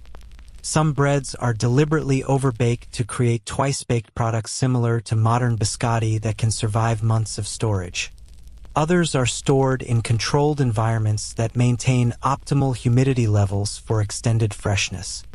By the time your morning bread production reaches the cooling stage, you've wrestled with grain quality, yeast temperament, dough development, oven management, and the countless variables that determine whether today's bread will feed your household or force you to explain to angry masters why their daily bread resembles building materials. Remember that bread-making marathon, because tomorrow you'll start the entire process over again, and the day after that, and every day for as long as civilization depends on the ancient alchemy of flour, water, and fire. Feast preparation in a medieval kitchen transforms ordinary cooking chaos into something resembling a military campaign orchestrated by a sleep-deprived general with impossible deadlines and resources that may or may not exist. You're about to coordinate a culinary spectacle that could make or break your employer's reputation, bankrupt the household, and possibly get you executed if things go seriously wrong. No pressure. The announcement that your household will host a feast, whether for a visiting lord, religious celebration, or political alliance, triggers a planning process that makes modern event coordination look like child's play. You're not just preparing a meal. You're staging a performance where every dish communicates status. Every course demonstrates wealth, and every presentation choice either elevates your master's reputation or destroys it completely. The margin for error approaches zero, while the consequences of failure range from public humiliation to literal heads rolling. Your feast planning begins weeks in advance with procurement challenges that would challenge modern supply chain experts. A proper medieval feast might require dozens of different meats, exotic spices worth more than most people's annual income, and specialty ingredients that must be sourced from hundreds of miles away. You're essentially organizing an international trade expedition while simultaneously planning a theatrical production where the audience expects miracles and takes competence for granted. The guest list determines everything about your menu planning because medieval feast protocols operate under strict hierarchical rules that govern who eats what, when they eat it, and how it's presented. The Lord and his most honored guests receive the finest cuts of meat, the most exotic seasonings, and the most elaborate presentations. Lesser nobles get slightly simpler fare but still impressive enough to maintain their dignity. Servants and lower-ranking attendees receive food that's adequate but clearly demonstrates their subordinate status. Calculating quantities for feast cooking requires mathematical skills that would impress modern caterers, but you're working without standardized measurements, reliable supplier estimates, or accurate guest counts. Medieval invitation systems where fluid people might bring unexpected companions, fail to appear without notice, or arrive with larger retinues than anticipated. You must prepare for anywhere from 50 to 300 diners while hoping your estimates don't result in catastrophic shortages or bankrupting surpluses. The centerpiece of any respectable feast is a whole roasted animal that demonstrates both wealth and culinary ambition. This might be a massive ox that requires special equipment to handle, a wild boar that tests your butchering skills, or multiple deer that must be coordinated to finish simultaneously. These aren't the convenient pre-portioned meats of modern cuisinieri dealing with entire carcasses that must be butchered, seasoned, and cooked using primitive equipment that barely seems adequate for the task. Preparing a whole ox for roasting requires engineering skills alongside culinary knowledge. The spit mechanism must be strong enough to support several hundred pounds of meat while allowing smooth rotation over intense fires. The meat must be balanced precisely to prevent uneven cooking, and the rotation must be constant throughout the hours-long cooking process. This means assigning dedicated workers, usually children or the lowest-ranking servants, to turn the spit continuously, understanding that any lapse in attention could ruin the entire centerpiece. The seasoning and preparation of large roasts involves techniques that seem more like construction work than cooking. Massive cuts are studded with garlic cloves using awls and hammers.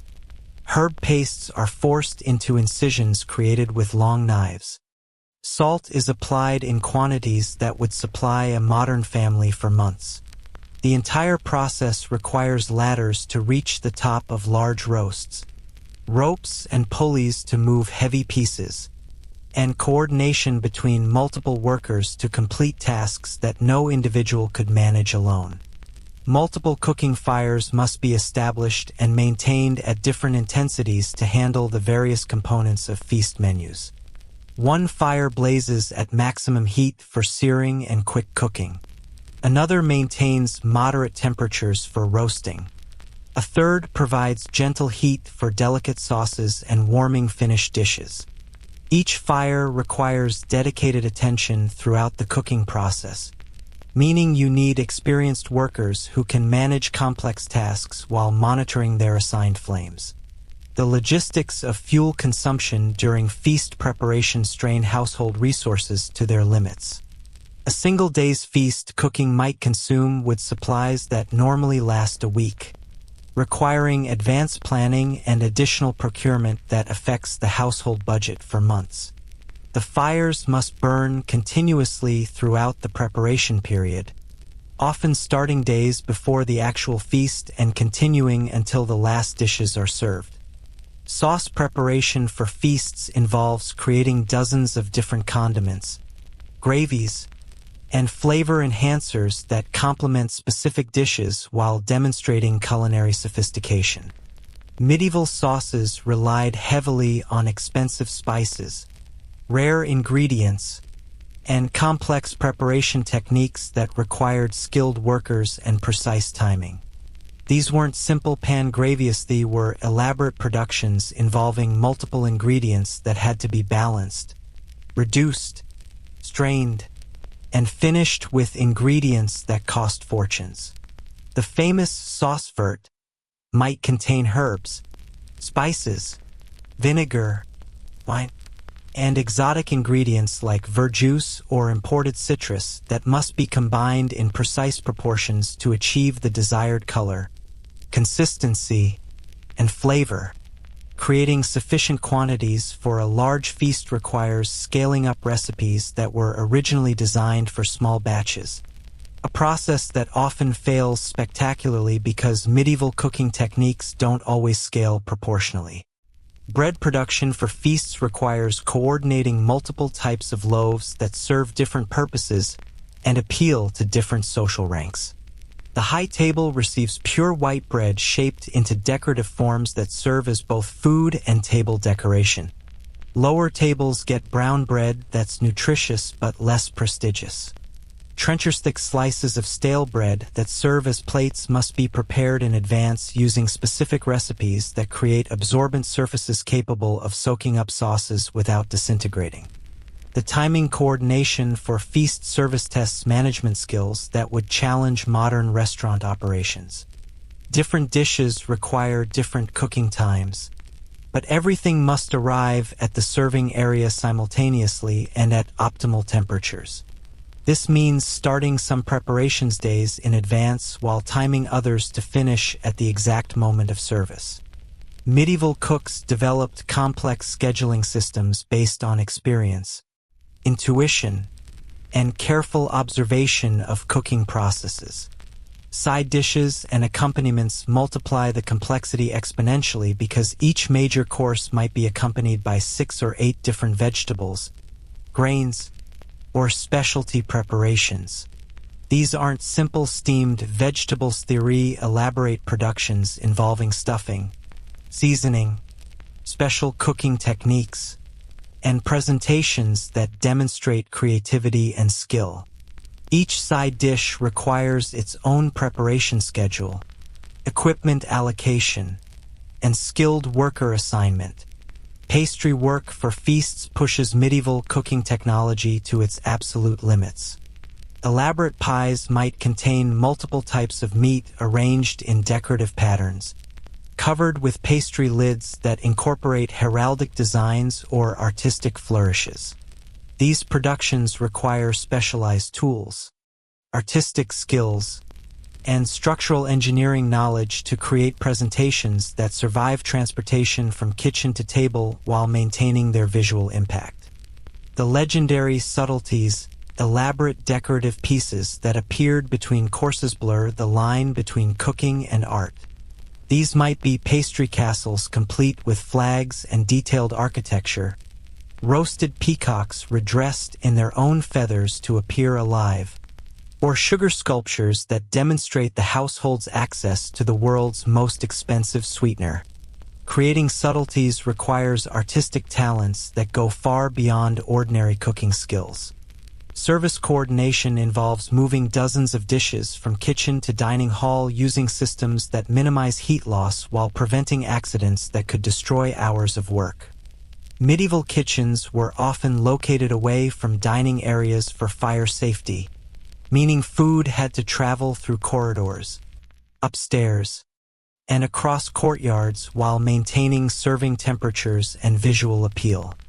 This requires relay teams of servers who understand their roles in a complex choreography. The pressure on kitchen staff during feast preparation creates working conditions that would violate every modern labor law. Workers might labor for 18 hours straight, handling extremely hot cookware, sharp implements, and dangerous equipment while exhausted and stressed. Accidents are common and often serious burns, cuts, and falls that would send modern workers to hospitals are treated as occupational hazards that must be endured without complaint. Quality control during feast preparation requires constant tasting, adjustment, and correction of dishes that might serve hundreds of people. But tasting everything poses risks because some ingredients might be questionable. Spicing levels that work for small batches might be overwhelming in large quantities, and the accumulation of rich foods can overwhelm even experienced palates. Medieval cooks developed strategies for sampling foods without consuming dangerous quantities or losing their ability to judge flavors accurately. The psychological pressure of feast cooking cannot be overstated. Your employer's reputation, political alliances, and social standing depend on the success of the meal you're preparing. Failure might result in losing your position, facing public humiliation, or in extreme cases, physical punishment that could include imprisonment or worse. Success, on the other hand, might lead to increased responsibilities, better working conditions, and recognition that could advance your career significantly. Historians still argue whether medieval feast menus were primarily about nutrition or spectacle, but evidence suggests that visual impact often took precedence over practical considerations. Dishes were designed to impress guests with their complexity, expense, and artistic merit rather than their nutritional value or eating convenience. This created cooking challenges that pushed medieval kitchen technology beyond its reasonable limits. The cleanup after feast preparation rivals the cooking itself in terms of physical demands and time requirements. Dozens of pots, hundreds of dishes, and countless cooking implements must be cleaned using primitive methods that involve scrubbing with sand, scalding with precious hot water, and manual labor that continues long after the last guest has departed. The kitchen staff who created the feast must then restore their workspace to normal operating condition while exhausted from the preparation marathon. By the time feast service begins, you've orchestrated a production that involved dozens of workers, consumed enormous resources, and tested every skill you've developed during your kitchen career. The success or failure of the next few hours will determine whether your efforts are remembered as a triumph of culinary achievement or a disaster that haunts your reputation for years to come. But there's no time for reflection now. The serving begins, and any remaining problems must be solved in real time while maintaining the appearance of effortless competence that medieval nobility expects from their servants. The medieval kitchen operates on a social hierarchy so rigid it makes modern corporate structures look egalitarian. And your position in this culinary caste system determines everything from what you're allowed to touch to whether you'll survive the winter. You're entering a world where the wrong word to a superior could cost you your job, where knowing your place isn't just about etiquette, it's about literal survival in a system that views kitchen workers as slightly more valuable than livestock. But not by much. Your daily existence revolves around an unspoken but absolutely enforced pecking order that governs every interaction, every task assignment, and every privilege within the kitchen walls. At the very bottom of this hierarchy, you'll find the scullery maids and pot boys, children and teenagers whose primary qualifications are strong backs and the ability to endure abuse without complaint. These workers spend their days carrying water, scrubbing pots with sand until their hands bleed, and performing the countless menial tasks that keep the kitchen functioning but are too lowly for higher-ranking staff to acknowledge. The scullery workers live in conditions that would shock modern sensibilities. They sleep on straw mattresses in cramped quarters that might house 6 or 8 people in a space smaller than a modern bedroom. Their clothing consists of rough wool or linen garments that are replaced perhaps once or twice a year, if they're fortunate. Their diet consists primarily of bread, porridge, and whatever scraps the higher-ranking kitchen staff don't want, food that's often past its prime but still technically edible. Above the scullery workers are the kitchen maids and junior cooks who have proven themselves capable of handling food preparation without creating disasters. These workers might be trusted with basic chopping, simple cooking tasks, and the preparation of servants' meals. They've usually been in kitchen service for several years and have demonstrated both competence and loyalty sufficient to earn slightly better treatment than the bottom tier. The kitchen maids occupy a precarious middle ground where they're expected to perform skilled labor but receive little recognition or compensation for their abilities. They might prepare elaborate meals for the household servants while being forbidden from tasting the food they cook for their social superiors. Their working conditions are marginally better than scullery workers, perhaps a private sleeping space, slightly better clothing, and access to food that hasn't been picked over by others. Specialized cooks represent the skilled craftsmen of the kitchen hierarchy. The sauce cook, pastry cook, and roast cook have developed expertise in particular areas that make them valuable but also vulnerable. Their specialized knowledge gives them some job security and better working conditions, but it also means they can be held personally responsible when things go wrong in their areas of expertise. A failed sauce might cost the sauce cook a week's wages. A ruined roast could result in dismissal or worse. The undercooks serve as lieutenants to the head cook, implementing his decisions and managing the day-to-day operations of specific kitchen areas. These positions require not only culinary skills but also leadership abilities and the political acumen to navigate the complex relationships between different worker levels. Undercooks must be harsh enough to maintain discipline among subordinates while diplomatic enough to avoid conflicts with the head cook that could end their careers. At the apex of this hierarchy sits the head cook, typically a man regardless of how many women work in the kitchen, who wields absolute authority over everything that happens in his domain. The head cook's power extends beyond mere food preparation, controls work assignments, living arrangements, punishment distribution, and the career prospects of everyone beneath him. His word is law. His moods determine the atmosphere of the entire kitchen, and his favor can make the difference between advancement and stagnation. The head cook's authority stems partly from his culinary expertise, but largely from his position as the link between kitchen workers and the household's noble owners.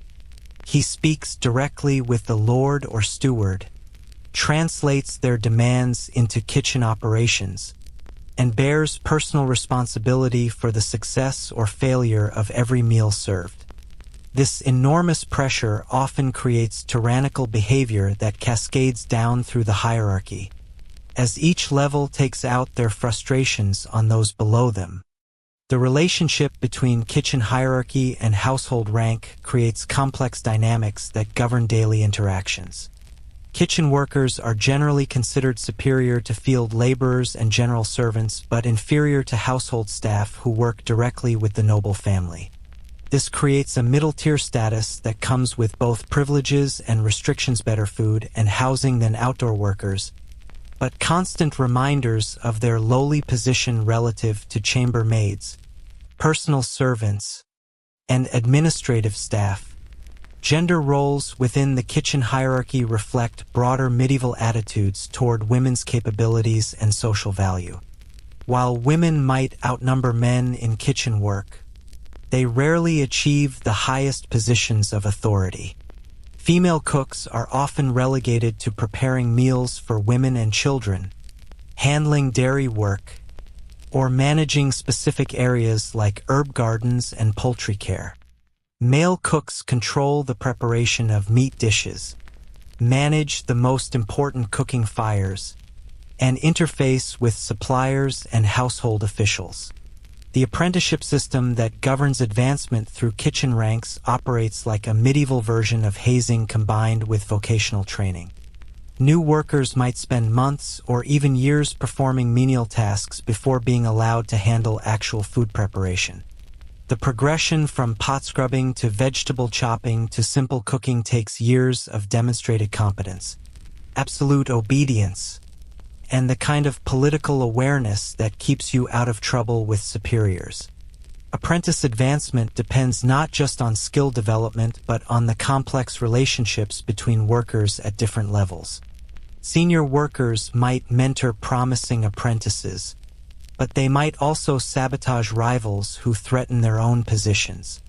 The head cook's favoritism can accelerate careers or destroy them, making personal relationships as important as culinary abilities. An apprentice who develops the wrong enemies might find their advancement blocked regardless of their talents. The punishment systems that maintain kitchen discipline would violate every modern concept of workplace rights and human dignity. Physical punishment for mistakes ranges from slaps and kicks to more severe beatings that leave workers injured and unable to perform their duties effectively. Food withholding is commonly used to enforce obedience. Workers who displease superiors might go without meals for days. Public humiliation, extra work assignments, and social isolation within the close-knit kitchen community serve as additional control mechanisms. The most severe punishment is dismissal, which in medieval society often meant death by starvation or exposure.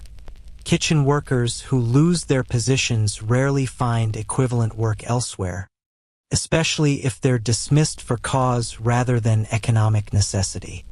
The threat of unemployment creates a climate of fear that makes workers tolerate conditions and treatment that would be unacceptable under normal circumstances. Seasonal employment patterns add another layer of insecurity to kitchen hierarchy positions. Large households might reduce kitchen staff during lean months or when the noble family travels to other properties. Lower-ranking workers are typically the first to be dismissed, often with minimal notice and no compensation beyond their final meal. These workers must then find temporary employment or rely on charity to survive until household positions become available again. The economic relationships within kitchen hierarchies create complex systems of debt, obligation, and mutual dependence. Higher-ranking workers might loan money to subordinates, creating financial obligations that reinforce power relationships. Workers at all levels depend on the head cook's goodwill for advancement opportunities, better work assignments, and protection from abuse by others. These relationships create networks of loyalty and resentment that influence every aspect of kitchen operations. Food privileges serve as both reward and control mechanism within the kitchen hierarchy. Higher-ranking workers receive better quality food, larger portions, and access to delicacies that lower-ranking staff can only smell. The head cook might enjoy wine with his meals while scullery workers receive only small beer. Access to leftover meat, fresh bread, and other premium foods becomes a currency of favor that reinforces status distinctions. The knowledge hierarchy parallels the social hierarchy but doesn't always align perfectly. Some lower-ranking workers might possess specialized knowledge about particular ingredients, cooking techniques, or suppliers that makes them valuable despite their low official status. These knowledge holders navigate complex situations where their expertise gives them informal power that must be exercised carefully to avoid threatening higher-ranking workers who lack their skills. Secret information about recipes, techniques, and sources becomes valuable currency that workers guard jealously. A scullery maid who knows which herbs cure specific ailments might trade that knowledge for better treatment or advancement opportunities.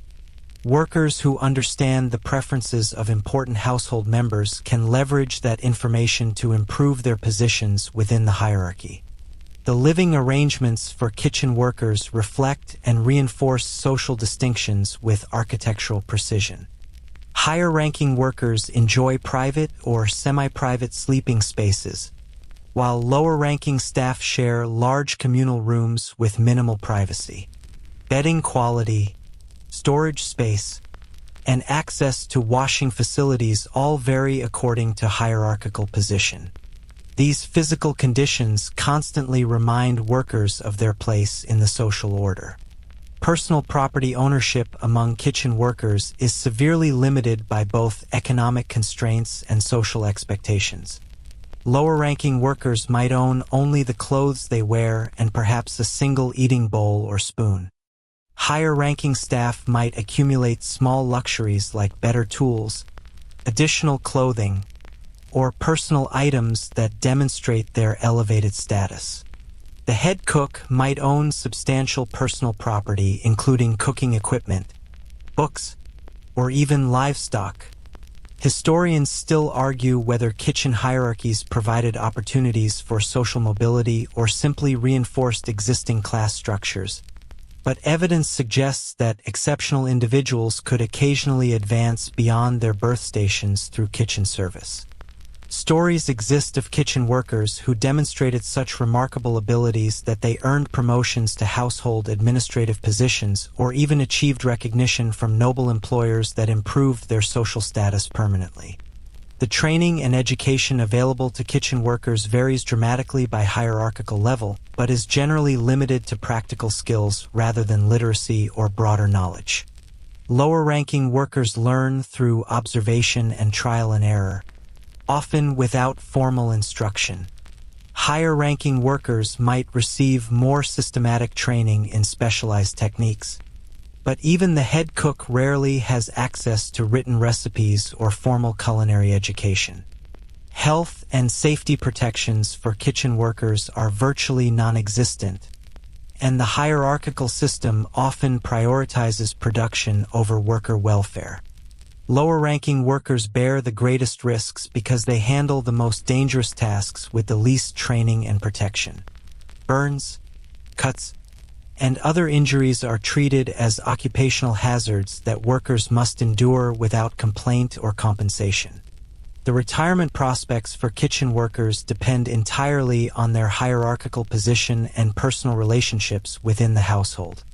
Higher-ranking workers might earn enough to save money for old age or develop relationships that ensure continued employment in reduced roles. Lower-ranking workers typically face destitution when age or injury prevents them from performing physical labor, relying on charity or family support that may not be available. By the end of another exhausting day navigating this treacherous hierarchy, you've managed to avoid the worst punishments, completed your assigned tasks without major disasters, and perhaps even earned a small measure of approval from your immediate superiors. But tomorrow will bring new challenges to your position in this rigid social structure, new opportunities to advance or fail, and new reminders that your survival depends not just on your cooking skills, but on your ability to navigate the complex human relationships that govern every aspect of medieval kitchen life. Disease and death stalk through medieval kitchens with the persistence of hungry cats, and you're about to discover why working with food in the 14th century was essentially a daily game of Russian roulette where the bullets were invisible. The chamber was always loaded, and nobody understood the rules. Every ingredient you handle, every surface you touch, and every breath you take carries potential threats that could kill you in ways both swift and agonizingly slow. Your morning health assessment begins with examining your fellow workers for signs of illness that could contaminate the entire food supply. Medieval people understood that sick workers could spread disease through food, but their diagnostic methods relied on obvious symptoms rather than understanding of infectious disease transmission. You're looking for fever, visible sores, persistent coughing, or the telltale signs of more serious conditions that everyone fears but few dare name aloud. The Black Death may have passed through Europe like a scythe through wheat, But its legacy haunts every medieval kitchen with the knowledge that death can arrive without warning and spread through communities with devastating speed. Kitchen workers were particularly vulnerable because their work brought them into contact with imported goods, traveling merchants, and the concentrated populations of large households where disease could spread rapidly through shared living spaces and common food preparation areas. Ergotism represents one of the most terrifying threats lurking in your grain supplies, and the symptoms read like something from a horror novel. The ergot fungus that occasionally contaminates rye and wheat produces compounds that cause hallucinations, convulsions, gangrene, and death. Victims might experience burning sensations in their extremities so severe that they feel like they're on fire, followed by the actual blackening and death of fingers, toes, or entire limbs as blood circulation fails. The religious implications of ergot poisoning created additional terror because the symptoms were often interpreted as divine punishment or demonic possession. Entire communities might be affected simultaneously when contaminated grain was used for bread production, leading to mass outbreaks of apparent madness that medieval medicine couldn't explain or treat. Kitchen workers learned to examine grain carefully for the dark, elongated sclerotia that indicated ergot presence. But complete elimination was nearly impossible with medieval processing methods. Lead poisoning strikes kitchen workers with insidious persistence through contact with pewter dishes, lead-glazed pottery, and food preparation surfaces that gradually leach toxic metals into everything they touch. The symptoms develop slowly: fatigue, irritability, memory problems, and eventually more severe neurological damage that medieval people attributed to aging, overwork, or moral failings rather than environmental toxins they couldn't detect or understand. The lead content in medieval cookware varied wildly depending on manufacturing methods and cost considerations. Cheaper pewter might contain dangerous levels of lead, while expensive versions used safer tin alloys that most kitchen workers couldn't afford. Lead-glazed pottery was beautiful and functional, but gradually poisoned anyone who used it regularly for food storage or preparation. The wealthy could afford safer alternatives, but kitchen workers typically used whatever equipment was provided, regardless of its health implications. Food spoilage creates bacterial threats that would terrify modern microbiologists, but medieval kitchen workers deal with these dangers using sensory evaluation methods that rely on smell, taste, and visual inspection to distinguish between aged and dangerous. The margin for error is razor thin, and the consequences of misjudgment range from mild stomach upset to rapid death from bacterial toxins that attack the nervous system. Botulism lurks in improperly preserved meats and vegetables, producing toxins so powerful that microscopic amounts can cause paralysis and death. Medieval preservation methods occasionally created the anaerobic conditions that botulism bacteria require, especially in tightly sealed containers or deeply buried storage areas. The symptoms: difficulty swallowing, muscle weakness, and eventual respiratory failure develop gradually enough that victims might continue working until they collapse. Salmonella and other bacterial infections spread through cross-contamination between raw and cooked foods, poor hand hygiene, and the medieval practice of using the same cutting surfaces for multiple ingredients without adequate cleaning between uses. The lack of running water and effective soap makes thorough cleaning nearly impossible, while the practice of saving and reusing cooking liquids creates perfect conditions for bacterial multiplication. The water supply represents a constant source of waterborne diseases that kill more medieval people than wars and famines combined. Dysentery, cholera, and typhoid fever spread through contaminated water sources that serve entire communities. Kitchen workers who depend on questionable wells and surface water for cooking and cleaning face daily exposure to pathogens that cause violent gastrointestinal symptoms, dehydration, and death. Parasitic infections affect virtually every medieval person, but pose special dangers for kitchen workers who handle raw meat and work in environments where personal hygiene is compromised.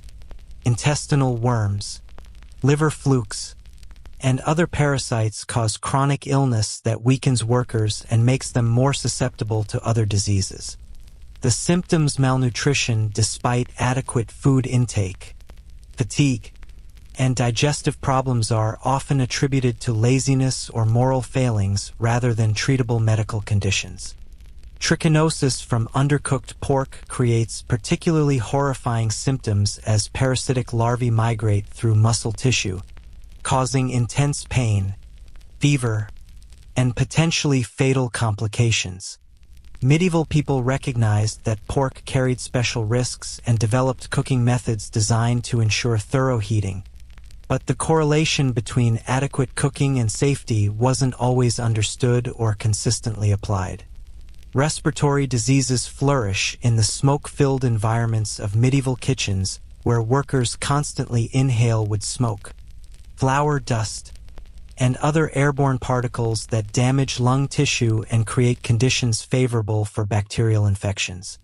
Chronic cough becomes so common among kitchen workers that it's considered normal, but the underlying lung damage makes workers more susceptible to pneumonia and other respiratory infections that can be fatal. The constant exposure to smoke from wood fires creates long-term health effects that shorten lifespans and reduce quality of life for kitchen workers. Carbon monoxide poisoning from poorly ventilated fires causes headaches, confusion, and gradual neurological damage that medieval people couldn't recognize or treat. The soot and particulates that accumulate in workers' lungs create permanent damage that makes them more vulnerable to respiratory infections. Burn injuries represent the most immediate and visible health threats in medieval kitchens, where open flames, hot metal surfaces, and boiling liquids create constant dangers. Minor burns are daily occurrences that workers treat with whatever remedies are available, usually involving animal fat, herbs, or other folk treatments that may or may not promote healing. Serious burns often become infected and can lead to blood poisoning that kills otherwise healthy workers. The treatment of burn injuries relies on medieval medical knowledge that combines effective folk remedies with dangerous misconceptions about wound care. Honey and certain plant extracts actually have antimicrobial properties that can prevent infection, but other common treatments like applying butter or covering wounds with dirty cloth create conditions that promote bacterial growth and worsen outcomes. Cuts and wounds from kitchen knives and other sharp implements pose infection risks that are magnified by poor sanitation and limited medical knowledge. What should be minor injuries often become serious health threats when wounds become contaminated with bacteria from dirty tools, contaminated water, or unsanitary treatment methods. Tetanus, blood poisoning, and other bacterial infections can develop from seemingly trivial cuts. Medieval wound treatment involves cleaning injuries with whatever liquid is available, often wine, vinegar, or urine, followed by bandaging with cloth that may or may not be clean. The lack of understanding about bacterial infection means that wounds are often treated in ways that introduce additional contamination or prevent proper healing.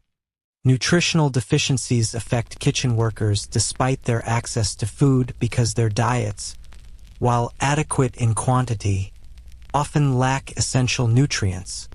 Scurvy from vitamin C deficiency causes bleeding gums, loose teeth, and eventually death. Rickets from vitamin D deficiency weakens bones and causes deformities. Iron deficiency anemia creates fatigue and weakness that make workers more susceptible to other health problems.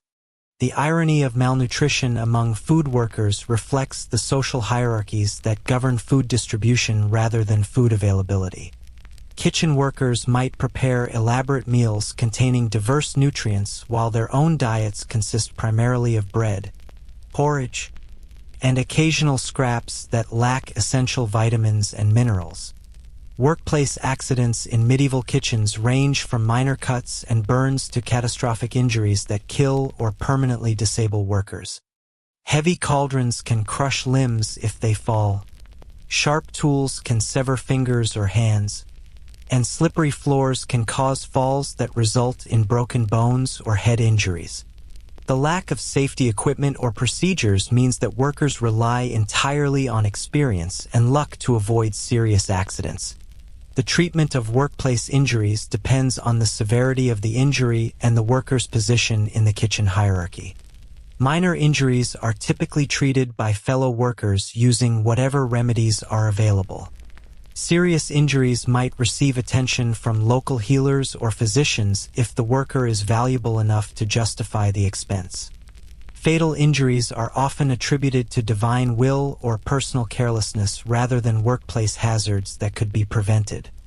Mental health challenges affect kitchen workers who endure chronic stress, physical abuse, and working conditions that would be considered torture by modern standards. The constant pressure to perform without error, combined with poor nutrition, inadequate sleep, and social isolation, creates psychological burdens that manifest as depression, anxiety, and behavioral problems that medieval people don't recognize as treatable medical conditions. The stigma associated with mental illness means that workers who develop psychological problems are often blamed for moral failings or demonic influence, rather than receiving help for treatable conditions. Workers who can't cope with the mental demands of kitchen work are typically dismissed or demoted, rather than provided with support or alternative employment. Historians still argue whether medieval people were more or less healthy than modern populations, but evidence suggests that kitchen workers faced health risks that were both more severe and less treatable than contemporary occupational hazards. The combination of infectious diseases, toxic exposures, workplace accidents, and poor medical care created mortality rates that would shock modern workers. The life expectancy for medieval kitchen workers was significantly shorter than for people in less hazardous occupations, with most workers facing chronic health problems by middle age and death from work-related causes being common. The physical demands of kitchen work, combined with constant exposure to health hazards, meant that few workers remained in kitchen service throughout their entire adult lives. Pregnancy and childbirth pose additional health risks for female kitchen workers who must continue working under dangerous conditions while carrying children. The physical demands of kitchen work, exposure to toxic substances, and poor nutrition create conditions that increase the risk of miscarriage, birth defects, and maternal death during childbirth. The lack of understanding about reproductive health means that pregnant workers receive little accommodation for their condition and often work until labor begins. The combination of workplace hazards and poor medical care creates mortality rates for both mothers and infants that far exceed modern levels. As evening approaches and another day of survival in this disease-ridden workplace draws to a close, you've managed to avoid the countless invisible threats that could have killed you today. But tomorrow will bring new exposures to the same deadly hazards, and the accumulating damage from daily contact with toxic substances, infectious agents, and workplace dangers will gradually wear down your body's defenses until something finally succeeds in ending your precarious existence in this medieval chamber of culinary horrors. The slow descent toward darkness outside the kitchen windows mirrors the gradual fading of hope that anyone working in these conditions can maintain their health indefinitely. Each day survived is a small victory against overwhelming odds. But the relentless accumulation of damage means that time is always running out for those who dare to make their living in the most dangerous room in medieval Europe. But tonight, as the fires are banked and the last pots are scrubbed, you can rest in the knowledge that you've survived another day in Hell's Kitchen, where the real miracle isn't that the food gets cooked, it's that anyone lives long enough to cook it. And so our journey through the medieval kitchen comes to a close, like the dying embers of those massive hearth fires that dominated every aspect of your working life.